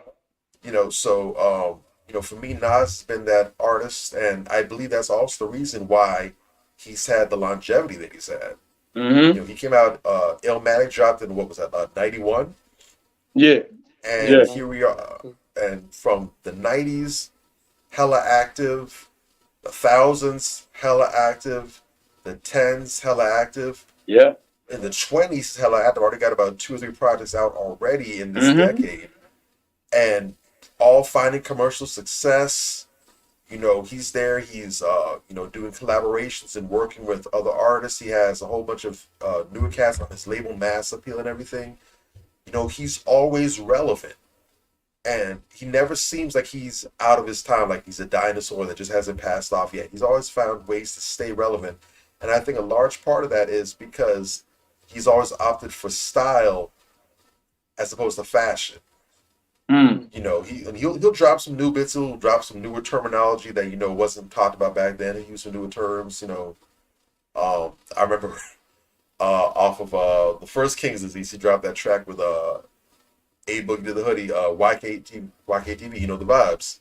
Yeah. I'm like, what Nas know about you know the vibes? Okay, but he's waxing on these topics, and he doesn't sound like the old dude that just, you know, trying to be hip. I got game. Didn't Yeah. recognize game, Brandon. I got game. Yeah. Yeah. He's That's never with been it. him. So Yeah. it's hard to do that and be that. So for me, that's why he's always number one on my list. Honorary mention. He did most of his damage in a good way in the thousands to the tens, but everyone remembers how Papoose took over the airwaves without even having an album that dropped, you know. And to date, his most popular, most well-known track, Alphabetical Slaughter, where again, you're talking about picking up the elements, Lights out. dropping a freestyle using nothing but alliteration. Sick. Even letters, I mean, even letters like Q and stuff, man, ain't no words around with Q. What's it gonna do? Still managed to get 3 or 4 jabs in there, C and stuff, you know.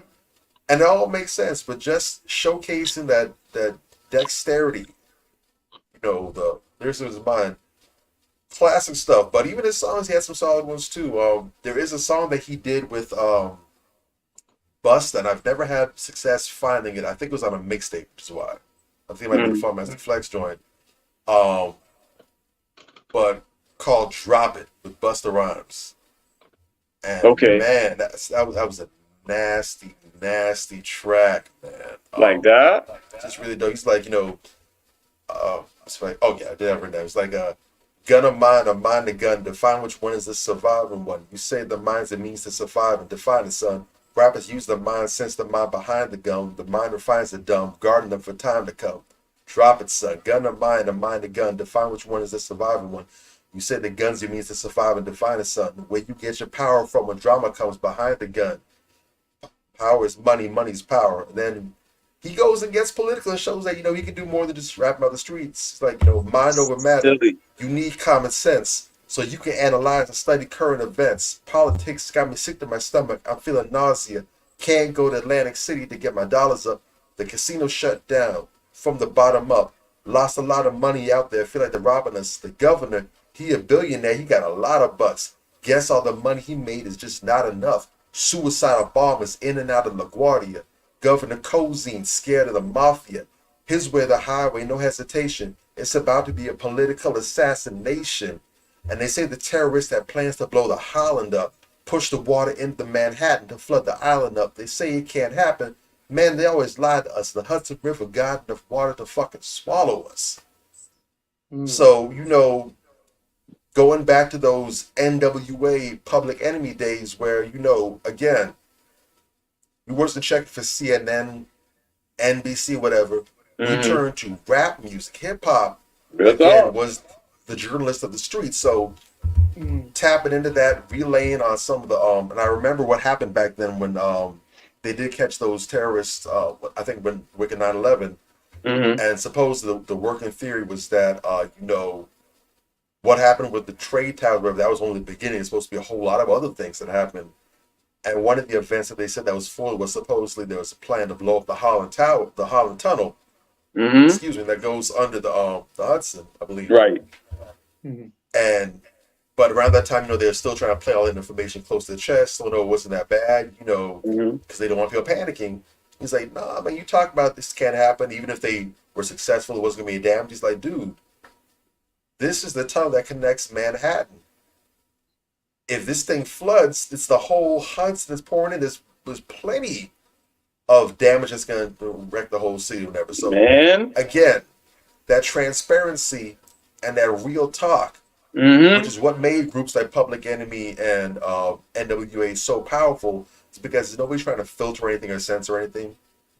For good or for bad, better or worse, it's the raw, honest truth. Yeah. And a lot of these artists were and are to this day still considered more reliable than a lot of these other figures. There's some people who, if Chuck D comes on the mic, if Cube gets on the mic, they will listen to what they have to say before they listen to any journalist. And that's because, they find out so many times these people are covering them stuff to make the editors happy, whatever.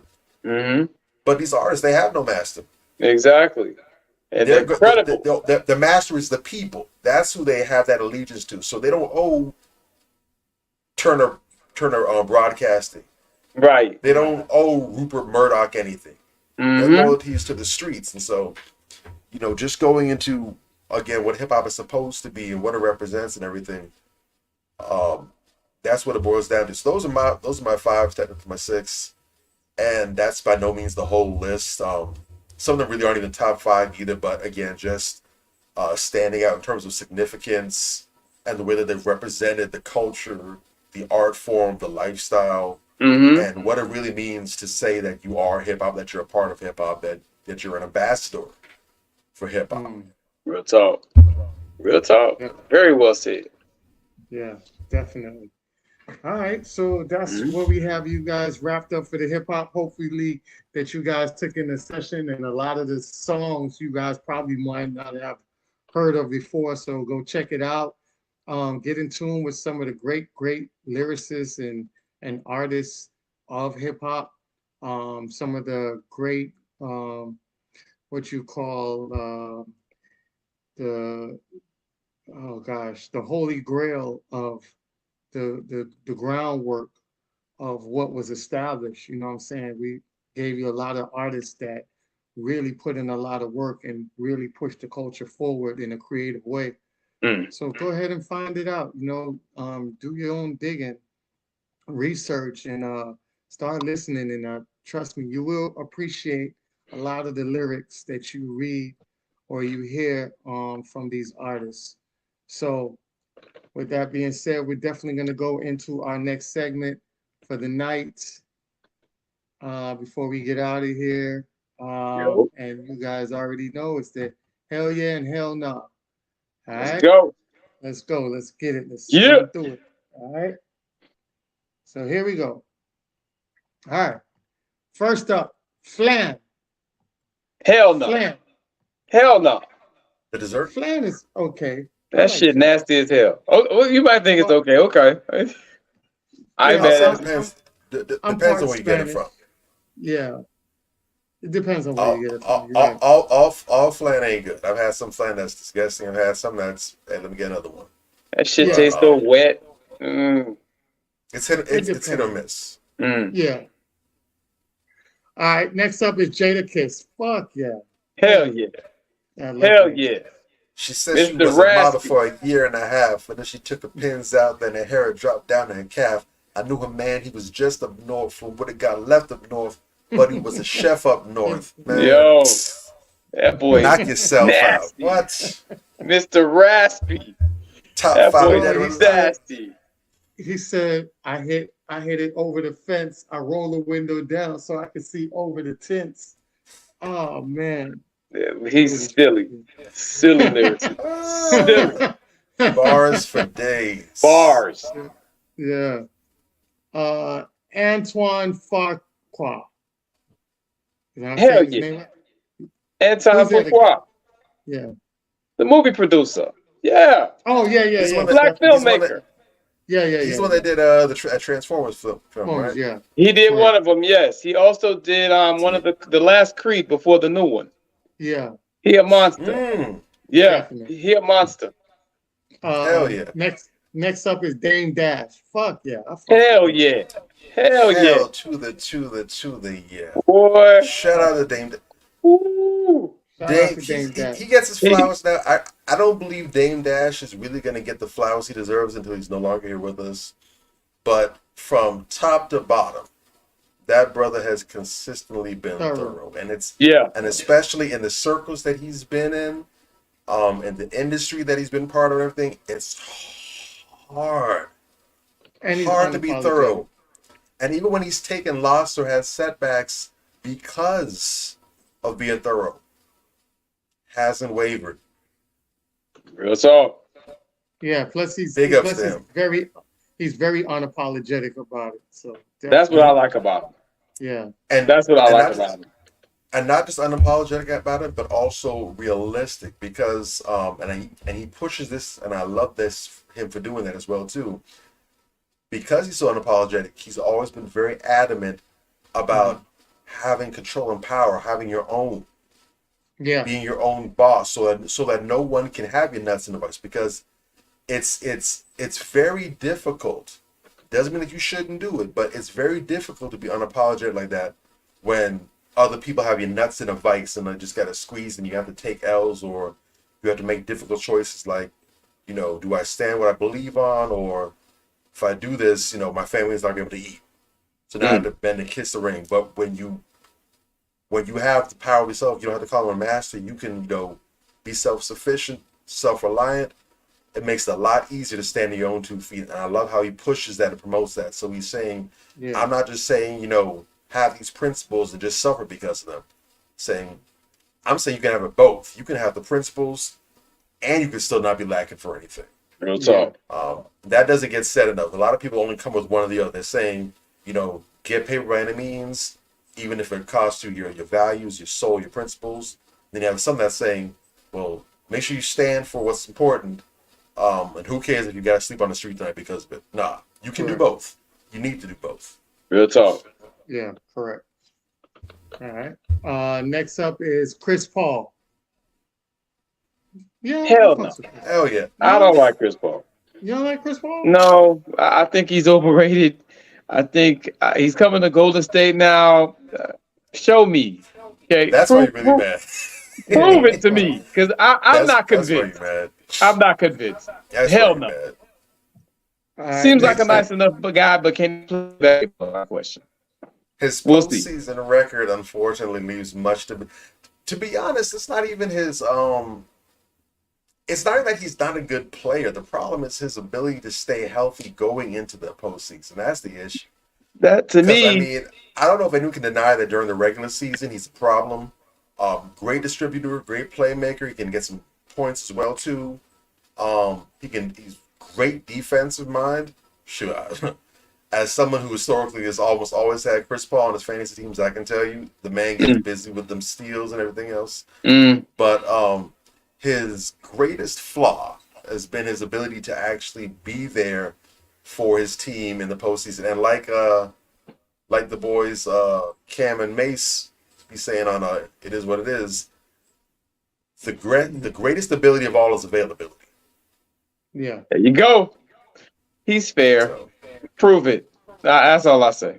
Go ahead. What else you got, Pimpin? All right. He's fair. Next up is Chris Rock. No. Hell yeah. You fuck Hell with Chris yeah. Rock? Yeah. I don't know. He be on some cooning stuff sometimes. Though. yeah, and that's He's done some stuff in the past I don't rock with, but I think he's okay now. I think he grew out of Yeah. it. Yeah. I'm gonna give him a hell yeah, but for the same when the boy is on, he's on. When he's off, oof. Oh. He has I'm some. gonna give him a hell yeah. I get why Anthony said what he said, but I'm gonna give him a hell yeah. Yeah. From my recollection, he's had the overall package. He's been more on than off, so I'm gonna give him a hell yeah. Yeah. Yeah. All right. Chris, Next up don't make me regret that. Next up is Avengers or X-Men. Hell yeah to the Avengers. What? Hey. That's easy X-Men. for me. Oh, you're saying to both of them? Hell yeah. Yes. Yeah. Yes. X-Men? You prefer X-Men? X-Men. Okay. I'll take X-Men over the Avengers. For the whole origins behind it, not that, but the storylines for me were also a lot more significant. I like the Avengers, but Avengers definitely is it's your all-star lineup, but your X-Men, that's your your dependable your go-tos right there. Okay. All right. Next up is Mobb Deep. Hell yeah. The infamous Got you Mobb stuck Deep. off the realness. We be the infamous. You heard of us. Official Queensbridge murderers. I don't even know what the fuck a Queensbridge is. If niggas had me loving Queensbridge. Them and not. Say no such thing as halfway crooks. Scared to look, you shook. Big Tune. Big Tune. R.I.P. Prodigy. R.I.P. Prodigy, yeah. And Shabba Havoc doesn't get nearly enough credit either. Living Single. Hell yeah. Hell yeah. Hell yeah. Hold up. TV. I want to expound on this just a tad. I know we ain't got a lot of time. But you see how these women be talking about the men always have a problem with women's shows? Mm-hmm. Every man that I know loved that show, Living Single. Why do you suppose that is? That's a rhetorical question. I'll just leave it there. Go ahead. I'm just saying. Truly Hard Seltzer. Hell yeah. Hell yeah.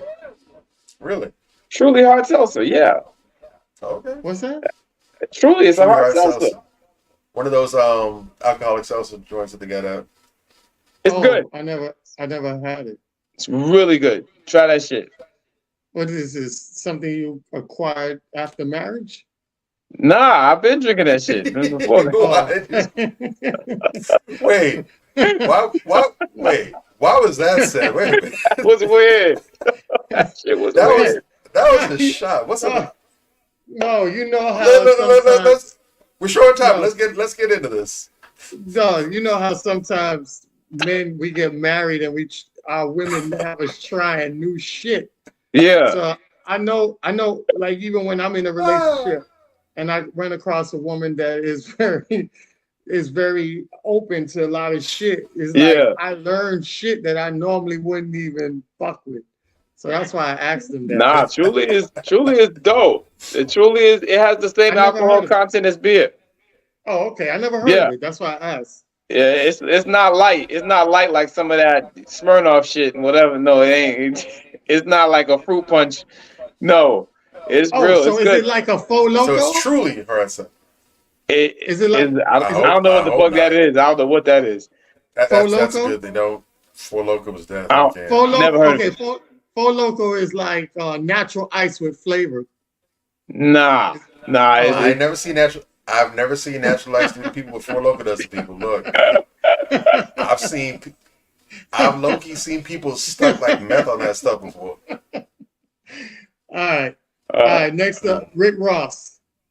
Uh, Hell yeah. yeah, I'll give him hell, that. I give him a hell yeah. I'll give him Hell that. yeah. I give him a hell yeah. Because he's good lyrically. His music is good. He's good lyrically. Yeah. Give him a Yeah, As hell far yeah. as the mainstream goes, he's consistently been. He's really been the best out of Miami, to be He's honest. kind of, yeah, Consistently. and that's Out of why I mainstream, say hell yeah. Because he's the best we he's have to definitely put offer. on the back from Port of Miami till now, and he has grown Yeah. too. You Yeah. can definitely hear the growth in his music. It's significant. Yeah, Yeah. All right. Next up is it's Phase funny on as hell Love. too. Fuck no. Phase on Phase Love, on Love. nah. No, I don't fuck with Phase on Love. I don't fuck with Phase It's just on too Love. much of a damn hater. Yeah. I do like Big Worm, He's one and I of do them. like him on Parenthood. But He's one of those trick women, dog. You know, you give them some money and they just say any fucking thing. Yeah, exactly. Exactly. Red very Bull. bitter. Fuck no. Hell Uh, no.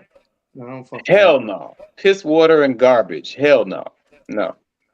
that. I'm gonna give a hell yeah for the memories. That's all. some good Samsung times, Red Bull. Electronics. Yeah, Samsung Electronics. Hell is yeah. good. Yeah. Got my Samsung right here. You dig? Hell yeah. Yeah. You What's dig? up? Hell yeah. Next up, Sanaya Layton. Hell I yeah. used to like her like that. Hell I yeah. like What? her in the movies, but I Uh-huh. don't. Her personality off is Yeah, shitty. she does some stuff to kind of play herself, but I still give her a hell yeah. I mean, Yeah, he does some she's stuff. always been mine. Sanaa, still my wife, so watch what y'all say. Yeah. All right, next Mental up. note. I don't play by mine. So watch Mental what y'all say. note. Just be respectful. Okay. All right, so the next up is Freeway. Which Freeway this is? Freeway. The rapper Freeway. Oh, okay. Even though Yeah, we Freeway. do things Oh, wrong. fuck yeah. Hell yeah. Fuck Yeah. I listen Hell to in the morning. I listen to All Right, dog. That's like my theme song. Freeway. I rock with Freeway. I rock with I him. rock with- I Yeah. rock with- Very solid. All right, next up. Spitter. Yeah. Very solid Next up spitter. I is- think I give him number 2. I'll probably give him number 2. Of course, Black Thought by default is King of Philly, but I give Freeway number 2. Yeah. Over definitely Beanie? give Over Freeway. Beans? I got Over- to. Beans, over Mika? Beans is Oh. lyric, but we talking about songs, like free songs. We fuck. Yo, I do what they got. That right. Yeah. Free He should also be doesn't get rocking. credit. Yo, that nigga songs. Free be is a fucking Free killing got some it, lyrics. dog. Free's a lyricist though. He does. Yeah. I I don't rock think Yeah, it's Free's a lyricist, but that nigga not fucking with Beans, bro. Like I don't think Beans, he fucking dog, with the Beans. Beans, No. the Beans and the Roots album. I mean, the Beans and the Yeah. Roots feature. Oh fuck, I listen to that shit every now and then just to get back on that lyrical. Beans a Roots problem. band. Man, Yeah. Beans with the Yes. Roots on that song was sick. His verse Okay. was sick. Yes. All right, next Everyone up is talks about Sha'Carri. Free at Last was dope. Okay. Yeah, Sha'Carri Richardson. Hell yeah. Fuck with Hell Sha'Carri. yeah. I became a fan overnight. I like the way that young lady has matured. Shout out to her. I fucks with it. And the last but not least, oh, go ahead, Bobby. No. I was saying you fuck with I've always been a fan. Yeah. I was disappointed in the turn that things took, but my stance on it has always been the same. Focus on your focus. Mhm. That's the solution to everything. And once she started doing that, back to where Lights out. she's always supposed to be. Lights out. Exactly. All right, last but not least, Tommy Davidson. Fuck yeah. Hell yeah. Hell with yeah. Tommy Tommy Davis That's is a- hilarious. That's a Was funny just- dude. That is a Was naturally just talking funny about that dude. brother Friday, matter of fact. I was just talking about his brother with my coworkers. Okay. His white cat. And he actually pulled up one one of his videos that he did recently. I think he had a special, like I think in 2002 or something. Uh-huh. And I was very pleased. I was very happy. He's the I problem. legit had a moment. Yeah. I legit had a moment where I just like took a deep sigh of relief. And the brother looks good. Yeah, Like, he looks young. He's not overweight and obese. He's not scrawny, skinny like he's got a habit or whatever. He's very good, healthy weight. He looks good. He's clear. He's coherent. And you know, a lot of brothers and sisters from back in the day, you know, some of them not doing too well if they're still with us. Yeah. I'm very happy to see that he's alive and well, healthy, still doing his thing with his craft and everything. I was very happy to see it. We don't have a whole lot of those stories in some cases, so that made me feel good. Let me tell you, if y'all, they came here twice already, but if y'all happen to go to that new Cat Williams, his latest comedy show, Tommy Davidson is part of that show. It is the funniest shit I've ever seen in my life. It is the funniest comedy show I've ever been to. Boy, they ripped that stage to shreds. It's Cat Williams and about 5 or 6 other comedians. Some of them you never heard of, but Tommy Davidson and Mark Cooper from Hanging with Mr. Cooper, they were both Mark on there. Cooper's funny. Coop's in it? Nah. Funny. Coop's funny. I love the sitcom. I love Hanging with Mr. Cooper. Yes. They never talked about it. That was a fun show, but his stand-up is He beast. was funny as fuck. That shit was epic. Yeah. Give me the name of that tour. I will. I'll find it and send it to you. That's going at the top of my hit list. You remember that scene with I think it was on the Jamie Foxx show. You remember when Coop was on there? It was like, "What you say, boy? What you say, boy?" When he was a drill sergeant. Yeah. When he was the driver's ed instructor. Oh my god. Oh yeah, I remember that. Oh yeah. Dog, the motherfuckers is trying so hard not to laugh, dog. Jamie over there talking to he's talking to Braxton like on the low. Yeah. Mark Cooper damn near broke his next time. Boy, what you say? And I actually saw someone talk about behind the scenes from that episode. He said that scene where Mark Curry slid. Yeah. Trying to get to Jamie. Yeah. That actually wasn't planned. It was an accident. He like legit. That's why they started. That's why someone started to break character. He legitimately slipped. But Curry, not just because he's funny, but shout out to his professionalism. Bruh's such a professional. He didn't let that throw off. He stayed in the moment and went right on through it. That's why Jimmy had to turn around and like, "Bro, what you say?" Yeah. And that's why it was so fun. It felt so organic, but just that talent. Slip. That slip actually what made it. Because I thought he was like jumping that fast to him that you slept. You know what I'm saying? What you said? That shit was so man. No, sir. I can't hear you. No, sir. Oh man. It's the 23andMe tour. Yeah. Oh, okay. The 23andMe tour. Yeah, that shit. Check it out. You'll shit yourself laughing. Yeah. All right. Last but not least, before we get up out of here, because we know you guys been up with us, rocking with us. You got to go to work tomorrow. So do I. And the last but not least segment we got is Crown Check. I had to switch it up today. Because something occurred that was phenomenal. And I heard about this young lady a couple of years back. And I was intrigued because one of the person that I knew personally, this was her best friend's daughter. So with that being said, I am going to give our crown check to Coco Graff. Okay. So she just won the U.S. Singles Open tournament at her age, which was phenomenal. That is phenomenal. The torches have been passed along, and I love it. I'm glad she was able to grab part of that torch and be part of the legacy. And, you know, just a phenomenal individual, man. I know her parents through my friends. So, you know, very great individuals that have produced a great child in the process. You know what I'm saying? And I'm so honored that she was able to, you know, grasp this very huge accomplishment at such a young age. And she worked so hard And I remember there was a picture showing her in the tennis stadium, and it was saying like, one day I'll be here, and who would have thought that she would end up being there, you know what I mean? So that was super, Wow. super dope. You know, first career major, it's just so great for her, going Awesome. through what she was going through. Um, and I wanted to give, like, we're talking about hip hop. So I wanted to show how hip hop has evolved, right? So you're talking about the great pioneers, everybody from the Curtis Blow to the African Bambadas. Then it goes on to KRS-One, and then we go to Q-Tip, Tribe Called Quest. Um, you got the after that, the Nas and everybody else that comes along in the process of all of that. So Mm-hmm. the torches have been passed throughout, and we see great MCs being great because of their predecessors before them. Um, and I just wanted to show that we had the Serenas before the Serena, before Coco, before Osaka. We had this wonderful woman down here in the state of Florida.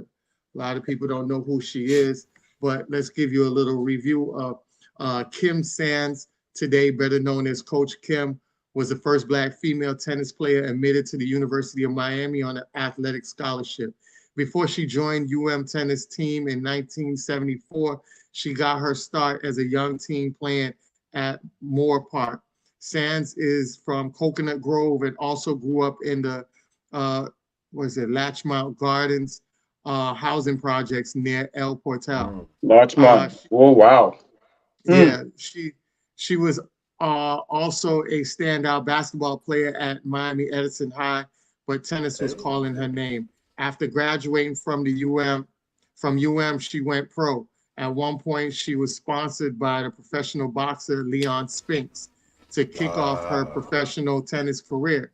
Wow. Sands reached the 44th in the Women's Tennis Association ranking in April 1984. She played Wimbledon and trained with the tennis greats like Arthur Ashe and Althea Althea Gibson.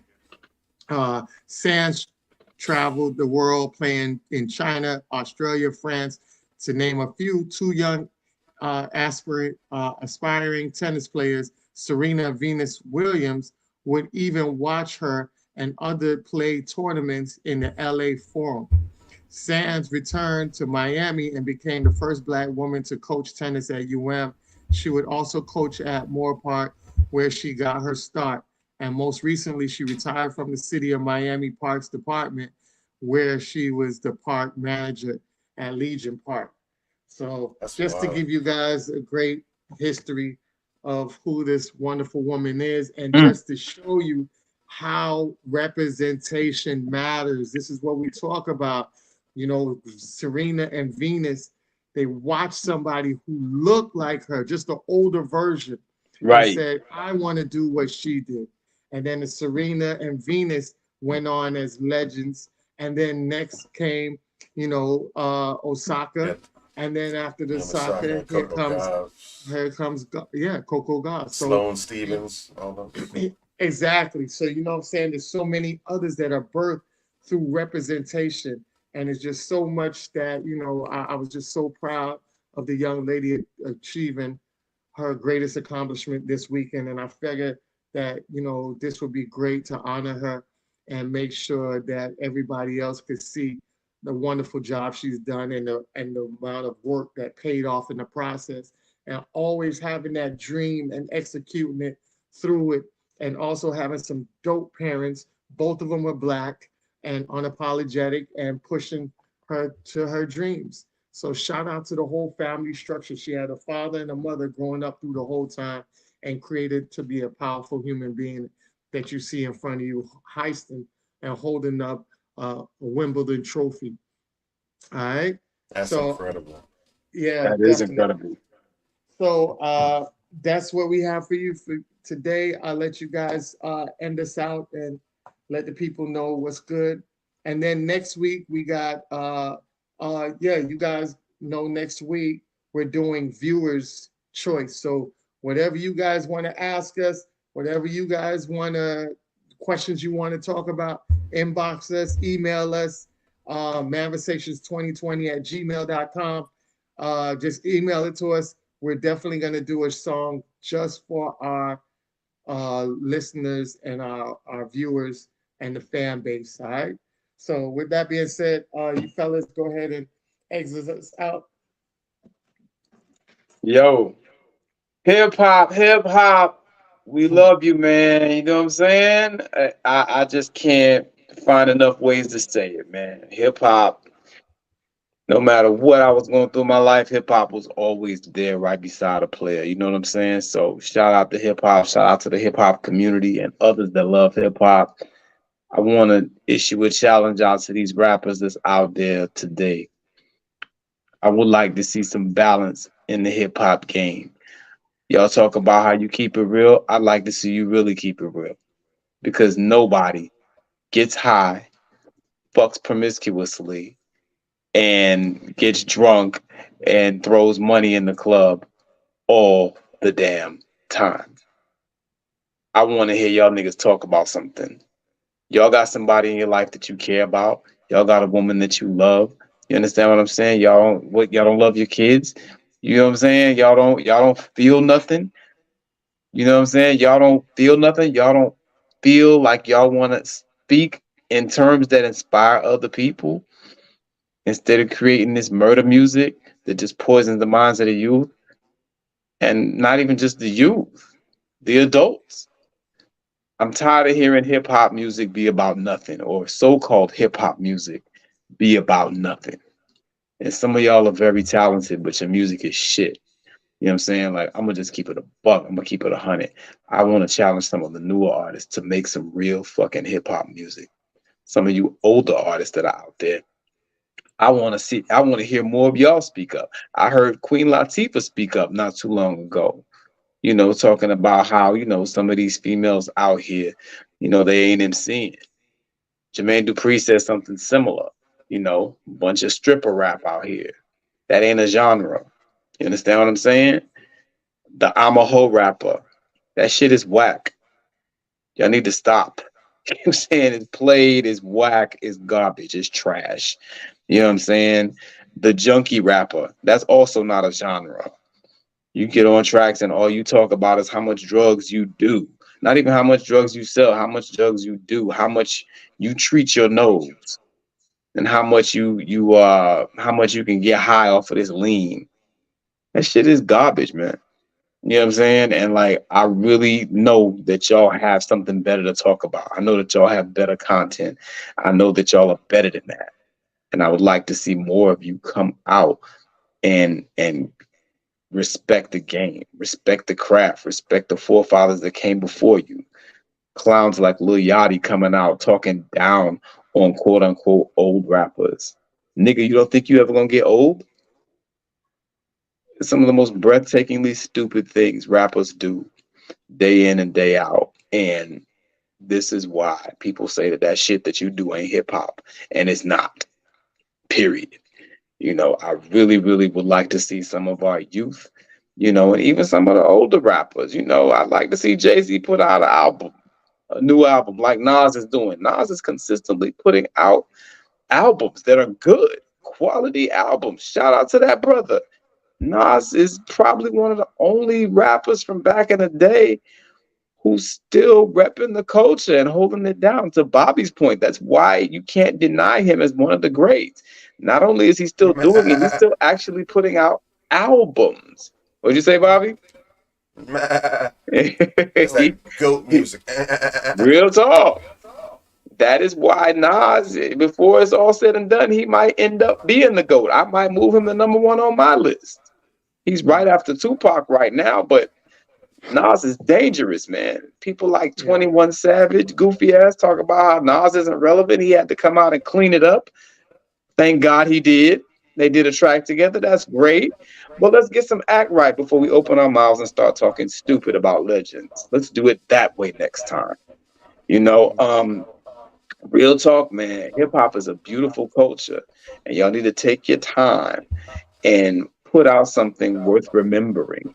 Think about your legacy when it comes to hip hop, man, because, you know, 20, 30, 40 years from now, my coochie pink, my booty hole brown is not going to be remembered. Real talk. And the capacity in which it will be remembered is the capacity of a joke and something that we were ashamed of as a society. And she's not the only one, by the way. I'm just using that as an example. Molly Percocet, same shit. You understand what I'm saying? We can do better than this. James Brown's dying wish was clean up the music. So I would like to hear, some positive music. There's a rapper out of, I think, Ohio who was talking about how we're trying to party to murder music all the time. He's spot on. A lot of y'all niggas really need to do some soul searching and think about the shit that you're putting out and the effect that it's having on people. And, the current state of so-called hip hop, because it ain't real hip hop, is shit. I just want to put that out there. Shout out. I just want to put my quick list of underrated rappers and abstract rappers that I want y'all to check out. Number one is my boy Paris. Number two is my crew X Clan. Number three is Organized Confusion. Number four is Field Mob, who is so slept on. And number five is PM Dawn. Believe it or not, them boys got some joints. So, yeah, that's just my little blurb. Shout out to real hip hop. Shout out to real hip hop artists. The only two lyricists that are in the game now, commercially, are J. Cole and Kendrick Lamar. You could throw Wale in there too. Wale's also a lyricist, but that's about it. Except for veterans like Nas. But I'm talking about newer cats. We need more cats out there doing that. I like Ain't no JID. excuse. Huh? JID is a lyricist. I give that Okay, nigga. I haven't heard him. Hey, young dude. I'm gonna send you the song because I'm gonna send you some music because you playing. Okay, I'm gonna check him out. Definitely. If you got teenagers out here, start sending them to listen to JID. Bet. Don't young dude. Bet. Yeah. That's me. You up? Major out here playing a home run derby and just, taking all the meat off the bones. So big ups to him. Big ups to Major. So Major addressed the artist, which was very necessary. I want to talk to the people. So, even though we unfortunately do live in an era where the garbage is all around us, it's almost like you can't escape it for nothing. There is still a lot of quality music that is being put out quietly on the sneak. And you also got a whole bunch of stuff in the crates that you probably haven't even heard of that's out there. The biggest issue, and I'm not going to necessarily knock on any of the music that is being put out now. Lord knows I certainly can. But I would say the issue is less that we have the music out now that we do, and more that there's an imbalance. There's a time for all things. Look, man, I don't care, how highbrow you might be, how refined your taste may be. There is a time, even if it's only for 5 minutes, to get a little ratchet. All right, it's time to get a little hood, to kind of dip in your bag and to kind of just let that side out, because as human beings, we're diverse, we're multifaceted, we have different sides to us, right? And to an extent, all these sides of us need a time and place and an ability to vent and to release themselves. It's part of who we are. But even the ratchets, even the dusties and the hood boogers, there's also a time, I'd say there's many times a time where you got to elevate it a little bit. You got to up the vibration. You got to up the frequency. You got to up the sophistication. You need balance. All right. So we have the lowbrow gutter stuff in abundance. No shortage of that. Cool. Mm-hmm. We need to balance the scales and get some of that solid, wholesome, quality, uplifting stuff back. the stuff that's gonna make you mentally stretch, the stuff that's gonna make your spirit elevate, that's gonna make you feel more positive, that's gonna have you looking at each other in a different light. All right, and it's out there. We named a bunch of artists, a bunch of songs that you can start, you can dig with. If you got music services like Spotify and Pandora, they have options. We can create radio stations or even playlists based on certain artists, and once you listen to one artist or one song, other similar ones will pop up. Use that to go explore, take a little dive, man. Check out some of these artists and take a chance. You never heard this artist, never heard this song? Explore a little. You might be surprised. But there is quality out there. Now, if you're lazy, no one's going to come and spoon feed it to you. No one's going to go and put it in your lap and put your earbuds, your headphones on and press play for you and adjust the volume. No one's going to do all that for you. But for your own self, for your own growth, go ahead and do it. You'll be surprised. Even the most ratchet artists that you listen to, if you listen to some of the tracks, somewhere there's a verse, there's a line, there's a bar, there's a musical riff that they're sampling for the beat or whatever, and they got from something that more than likely has some substance to it. So even in the garbage, sometimes you can find a gem or two. Go out there, do some digging. I can't remember the exact name of the site. I think it's called Who Sampled It, but you can Google Who Sampled It. And some of your favorite songs, go ahead and toss the songs in there, and you can actually find out if there's any samples that were used. You can find out who the artist is, what's the name of the song. Do some reverse engineering and learn, if nothing else, better learn the music that you already like. Find out what inspired this. Man, I love this song, man. This always gets me hyped, man. I love this song, significant to me. Do a deep dive. Find out what it is that is responsible for bringing something that's meaningful like this to you. So go ahead and take responsibility for your own discography, for your own music. But in the meantime, definitely we need other artists to step up and to not be afraid to actually represent quality, to represent proper hip-hop, because that's what it's about, representing. That's what it's always been about from day one. A group of people who were not represented, and so they took it upon themselves. We're going to do the job ourselves. Representation. That's the culture. So go ahead, get a part. We'll shop with y'all next week. Much love. Be well. Definitely. Hey. Go ahead, Major. No, that's it. Oh, okay. I was just saying, yay. Okay. All right. So we'll see you guys next week. And stay tuned. Like I say, give us the ideal, shout us out. And we're definitely going to give you guys this week episode of whatever you guys want to talk about, whatever you want to discuss. It's all on you. All right. And don't forget to hit like and subscribe and share. You know what it is. Damn it. Jam that button. Exactly. Yeah. What's up? Yeah. All right. So we out of here. See y'all next week. All right. Yeah. Peace out, family. All right. All right.